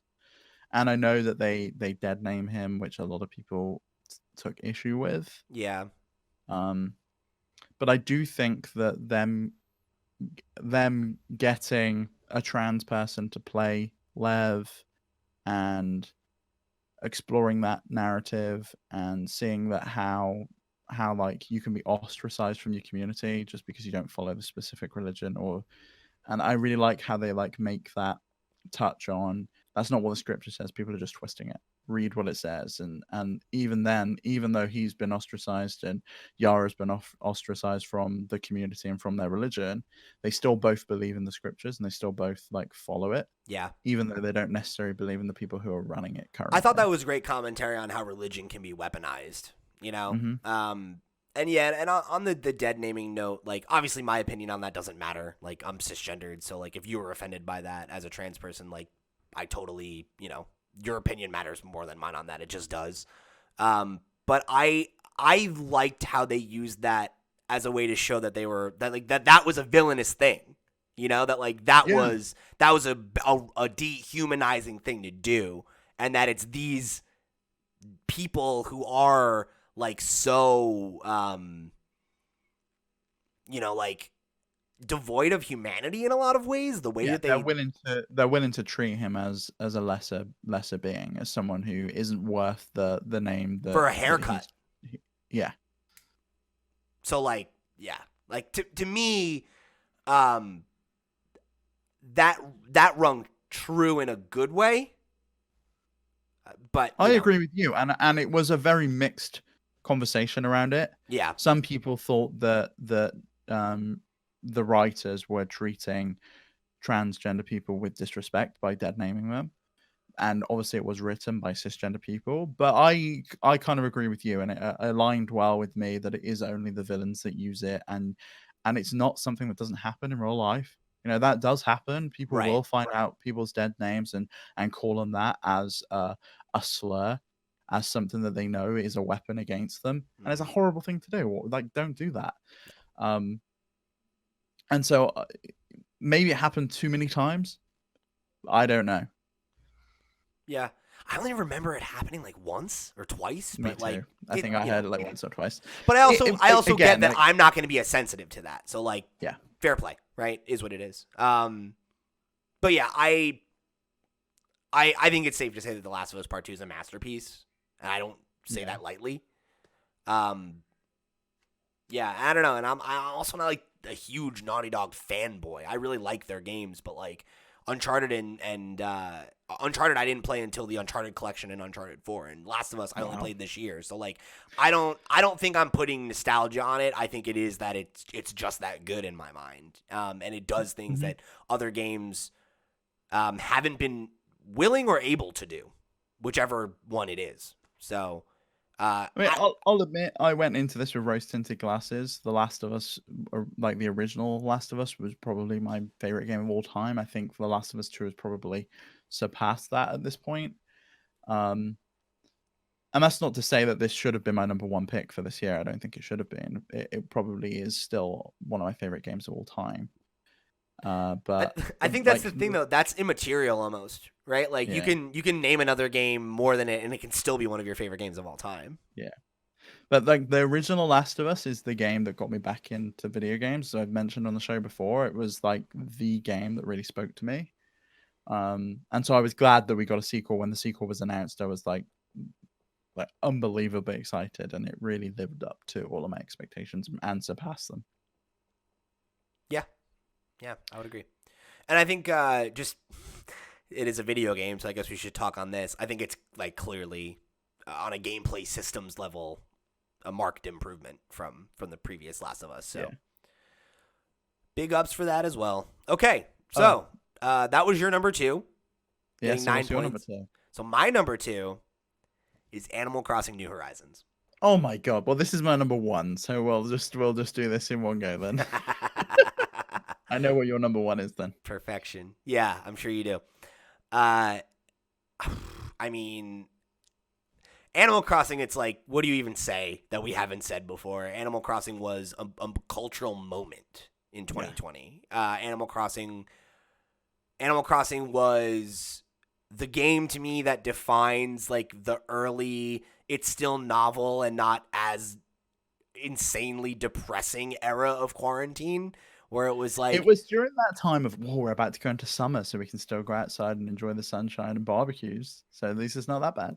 Well, and also... at least there's, it's only going to last a few months. Yeah, it was new. We thought it would be a few weeks or a few months, and it was like... It's like this weird, like, everyone's kind of on summer vacation thing while they figure out if they have to go back to work or not or whatever. So it was like, that was like when we started streaming. We were streaming with the community every Thursday and, like, getting to make connections with everybody and, like...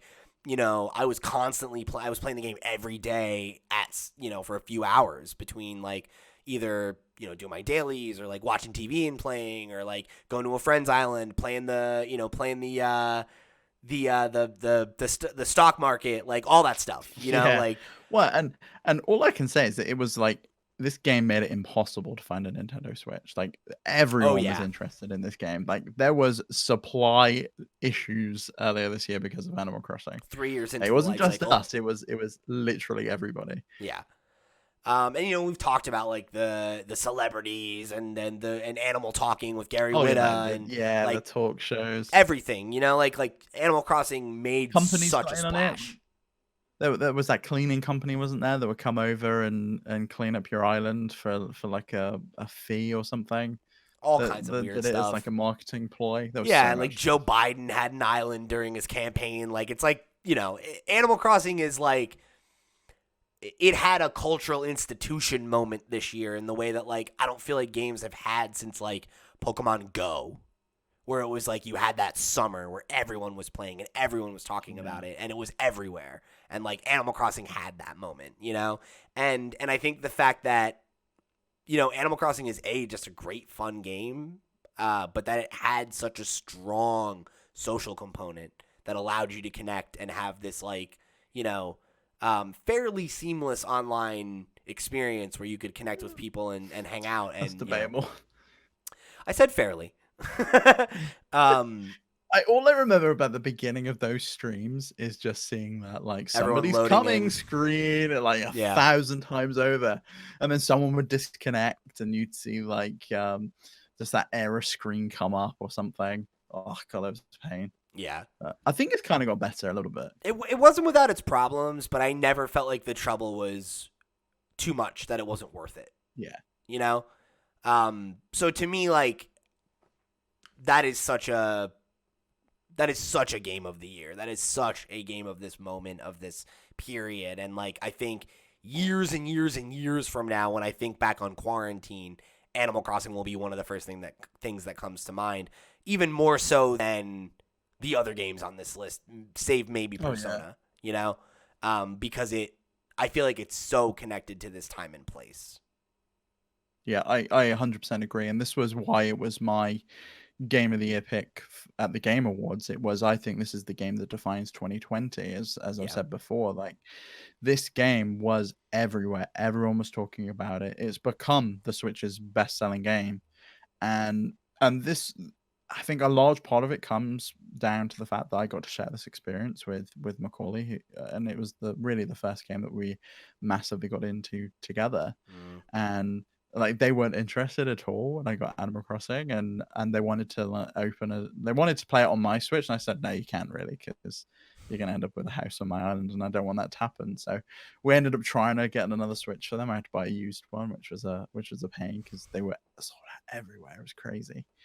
But I love this game, and I know that we've both, and kind of a lot of people in the community has kind of got their money's worth with this game and wore it out very, very early on. And I know Chewy has told us time and time again that's not how you meant to play Animal Crossing. You meant to play it like an hour a day. And trust me, I know, but it's what happened. Like, I don't know. But I couldn't help myself. I really could not help myself earlier this year when it was fresh. And it was just like, oh, I need to fill this museum up. And then it was, oh, what, we can visit someone in the Southern Hemisphere and get all this stuff now. Yeah. Let's do it. Do you remember? I can't remember who it was that Mega joined Man. on, and it was Mega Man. And we went over to their island, and there was a shark there. Do you remember when it was like we were all trying to fight over that shark? So we saw a shark fin for the first time. Mm-hmm. It's crazy.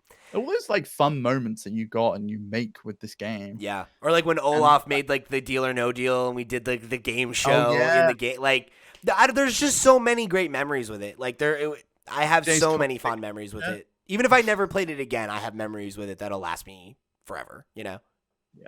So it's a even if I never touch it again, it's a game that will, I think, always be near and dear to my heart because it was the game that we needed when it came, and like I had a great time with it. I spent like 200 hours in it. I think I got my money's worth. Okay, so Animal Crossing New Horizons also gets 9 points. Okay. Right? No, that's wrong. It's your 2. It gets 11 points. It's 11 and points. My 1. Yeah. Okay, so that's going to be the LootPots overall game of the year. Seems like it, yeah. Because I know what your number 1 is, right? My number 1 pick is good job. No, I'm just kidding. My number 1 pick for Game of the Year 2020 is Ghost of Tsushima. Yeah, I thought so. Yeah, man. This was tough. It was tough to pick this game for me this year because it reminds me a lot of the experience I had with Horizon in 2017, where I don't think that it's the best game that came out this year, but it's the game I had the most fun playing, I think, this year, because it just got its hooks in me, and I don't know, I think coming off of Animal Crossing and then I was playing Persona. I stopped playing Persona so that I could play The Last of Us, and Last of Us was so striking, but it was also very heavy and depressing, and I didn't end that game feeling uplifted, and I needed something else. I needed to jump into something else, and Ghost was just there for me, almost right afterwards, right? The staggering of those games was perfect for me, where I came off of The Last of Us and I wanted something a little simpler. I wanted something that was a, big AAA open world action game, but that wasn't going to beat me over the head with, these really heavy themes. And Ghost does have some of those themes. It is about war and, there are things in it that are heavy. But, in general, when I think of that experience and what defines it for me, it is, exploring the open world. It is walking or riding my horse through the golden forest or through one of the big open fields where it's just, these beautiful flowers, or, going through, a scene where there's just these cascading red leaves everywhere, and, the game just has so much style, and that was the thing that I constantly came back to when I talked about it, was that it has style, it has a great aesthetic, it has personality, and it commits to that style throughout, right? Every mission, whether it's a side quest, whether it's a main story, you have characters with names and voice dialogue that introduce it and contextualize it in the world. And you have this little opening vignette where it's a scroll and it's the name of the text in Japanese. And it looks like it's the opening of an episode of a samurai serial. And it takes so much influence from that Kurosawa samurai film style. And it commits to that in such a hard way that I think, it reminds me of why I feel like Red Dead Redemption 2 felt like such a, or not Red Dead 2, Red Dead 1 felt like such a slam dunk for me at the time anyway. Was I've never played a game about cowboys. I've never played a Western game. And it committed to that aesthetic and it nailed it. And to me, that was this for the samurai film. And yeah, there's plenty of video games about samurai, but I don't think any of them has ever felt this cinematic to me, or if they have, I'm just not familiar with them. I didn't play Sekiro, right? So I can't speak to that. But for me, it was just the right mix of an enjoyable but palatable story, with good, fun characters, meaningful side quests, a world that felt like it ebbed and flowed and grew with the story. Amazing environments, really fun gameplay loop. And it was another game I platinumed just because I wanted to wring every single thing I could do out of it, because I just had such a good time with it, and it was a game I didn't want to end. And I've thought about going back and playing it again or doing a new game plus or whatever, but I'm bummed that there's not more for me to do. I'm bummed that there's not a new game plus platinum or something, or a trophy. I want a reason to draw me back in, and I think ultimately it's a game that I just really can't wait for 2. I can't wait for the sequel, because I want to see what they do to innovate and how they build on what they did here, that I think was just so strong and so foundational. And the reason that I think that the game didn't get more attention, and the reason that I personally wouldn't have voted for it as Game of the Year in a Game of the Awards type conversation, is just because it didn't really innovate. It was a game that iterated, but it iterated extremely well.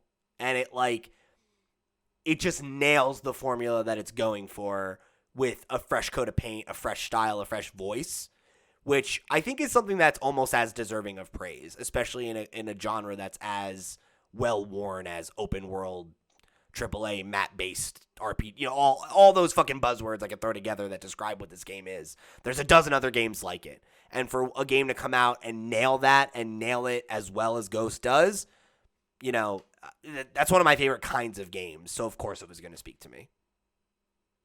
I'm honestly surprised by the order of your list. I really am. Like, I genuinely thought The Last of Us was going to be your number one, and maybe Ghost number two, and then Animal Crossing. Yeah. But yeah, Ghost is one that's high up on my list of things to play. But I just know I'm not going to play it until I get a PS5. And hopefully, you know, that's going to be like, I'm going to have a huge backlog to dig into. I've never played any of the Spider-Man games. I've never played God of War. Play Ghost in 60 FPS, which will be cool. Yeah. Yeah, I don't know, man. Like, I'm also weirded out by the order of my things. I think that you could have, like, just shuffled it and put it in a totally different order, and I'd still be comfortable with it. Yeah. I thought maybe Persona 5 would have been number one or number two. But then thinking about it, I don't know. It's a strange order for you. Are you surprised by any of mine? Yes and no. Some of the games, like I remember you talking about Carrion a lot. I didn't think of it as, like, your fourth favorite game of the year. You know? Oh, I loved it. It was so good. So, like, that was kind of surprising. But, like, the games that are on the list isn't as surprising. Like, I'm like, that makes sense. You know? Like, you did dig all those games quite a bit. Are you surprised by the games on my list or just the order? Both. Like, I'm surprised Hades didn't make it up there. I genuinely thought Hades was going to be in your top 5, which is why I said, you know, I think some of my honorable mentions are going to be in your Game of the Year list. I said the same thing because I thought Hades would be at the bottom of yours.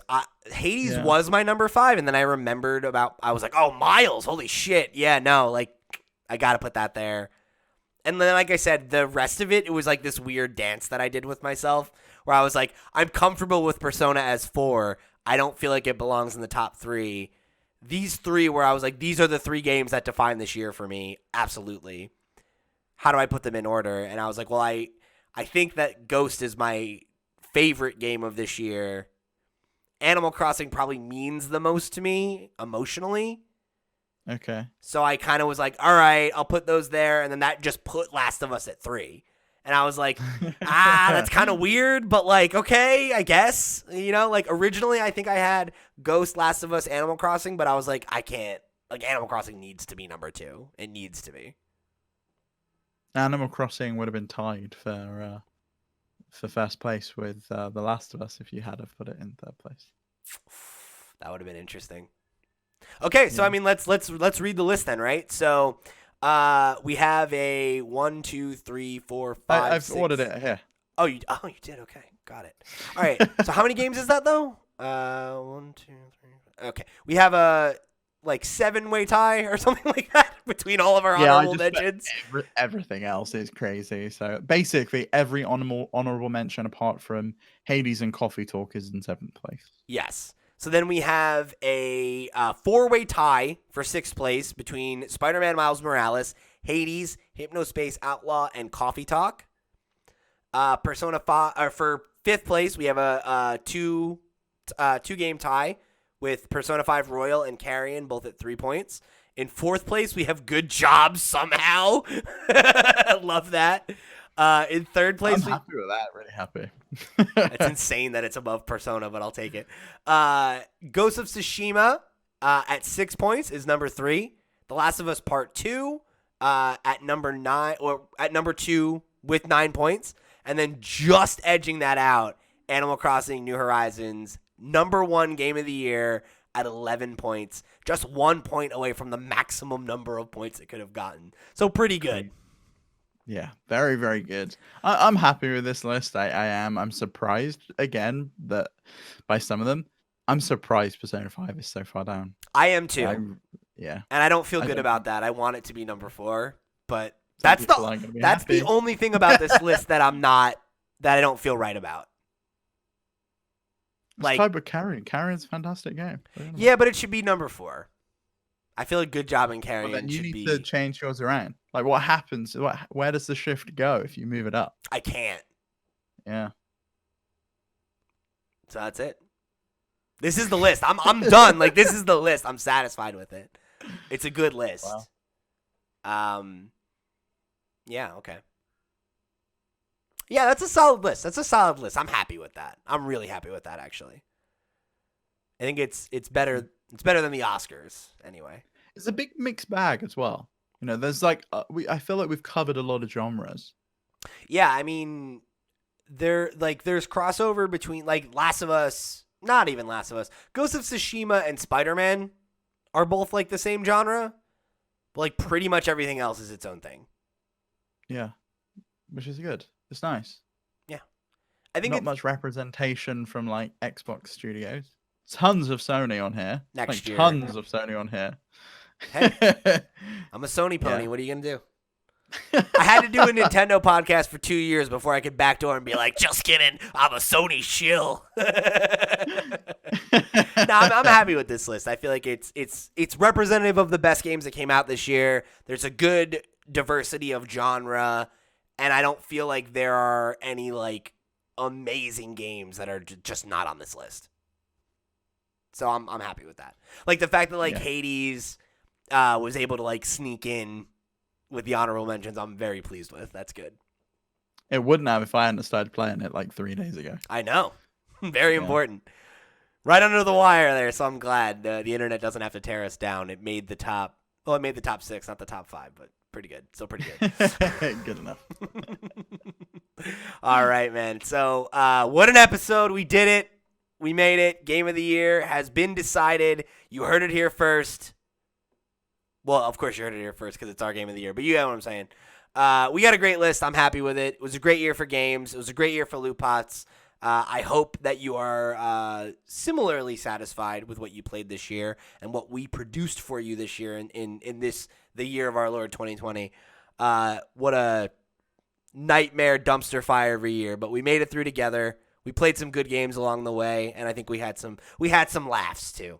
So I hope that the rest of your 2020 is good. I hope that you and yours are staying safe and staying sane. I hope that even if you are apart from your loved ones this holiday, that you have a good one, that you find a way to make the day special however you can. And, that we'll be back for you on January 4th with our brand of nonsense. We'll be doing our 2021 predictions episode. So, we'll reconvene with you quite shortly. So before we jump, I will just remind you again where you can find us all around the web. We are the PotsCast, wherever you get your podcasts. You can go hit up our new YouTube channel. We are slowly building a subscriber base over there. So again, if you're an audio listener, I hope you go check out the video version of the show. Even if you don't plan to listen to it, give us a subscription. It really helps get us on other people's radar and get new voices in the community, in the chat, on the show. So please, for my Christmas/birthday gift this year, go give us a subscribe over on the PotsCast channel. If you want to get some more content from us, you can, of course, head over to our Twitch channel, where last Wednesday we streamed Among Us. This Thursday, we'll be streaming something, maybe some more Among Us. Who's to say? You let us know. Write in and let us know what you want to see us play over there, and we'll do it. Is that one of our birthdays? Is it? I don't know. No. No. It's the 30th, right? Next Monday. The day this comes out is my birthday. Yesterday, boom, Pete, was your birthday. Wish us happy birthday, birthdays. Pete. Thank you. Happy birthday to you, Steve. How's it feel being 28? Doesn't feel good, I'll tell you that. So go to the Twitch channel, go to the YouTube, come join the Discord, right into the show like all the fine folks did in our PotsCast section. Last but not least, head over to patreon.com/LootPots. Get us for $1. You can get the PotsCast After Dark, our additional show for patrons, where we're going to talk about our New Year's resolutions and just kind of an end of the year wrap up this week. So should be a good episode. I hope you'll show your support and come check that out. So again, stay safe, stay sane. Have a good rest of your 2020, and we will see you all next year for another episode of the PotsCast.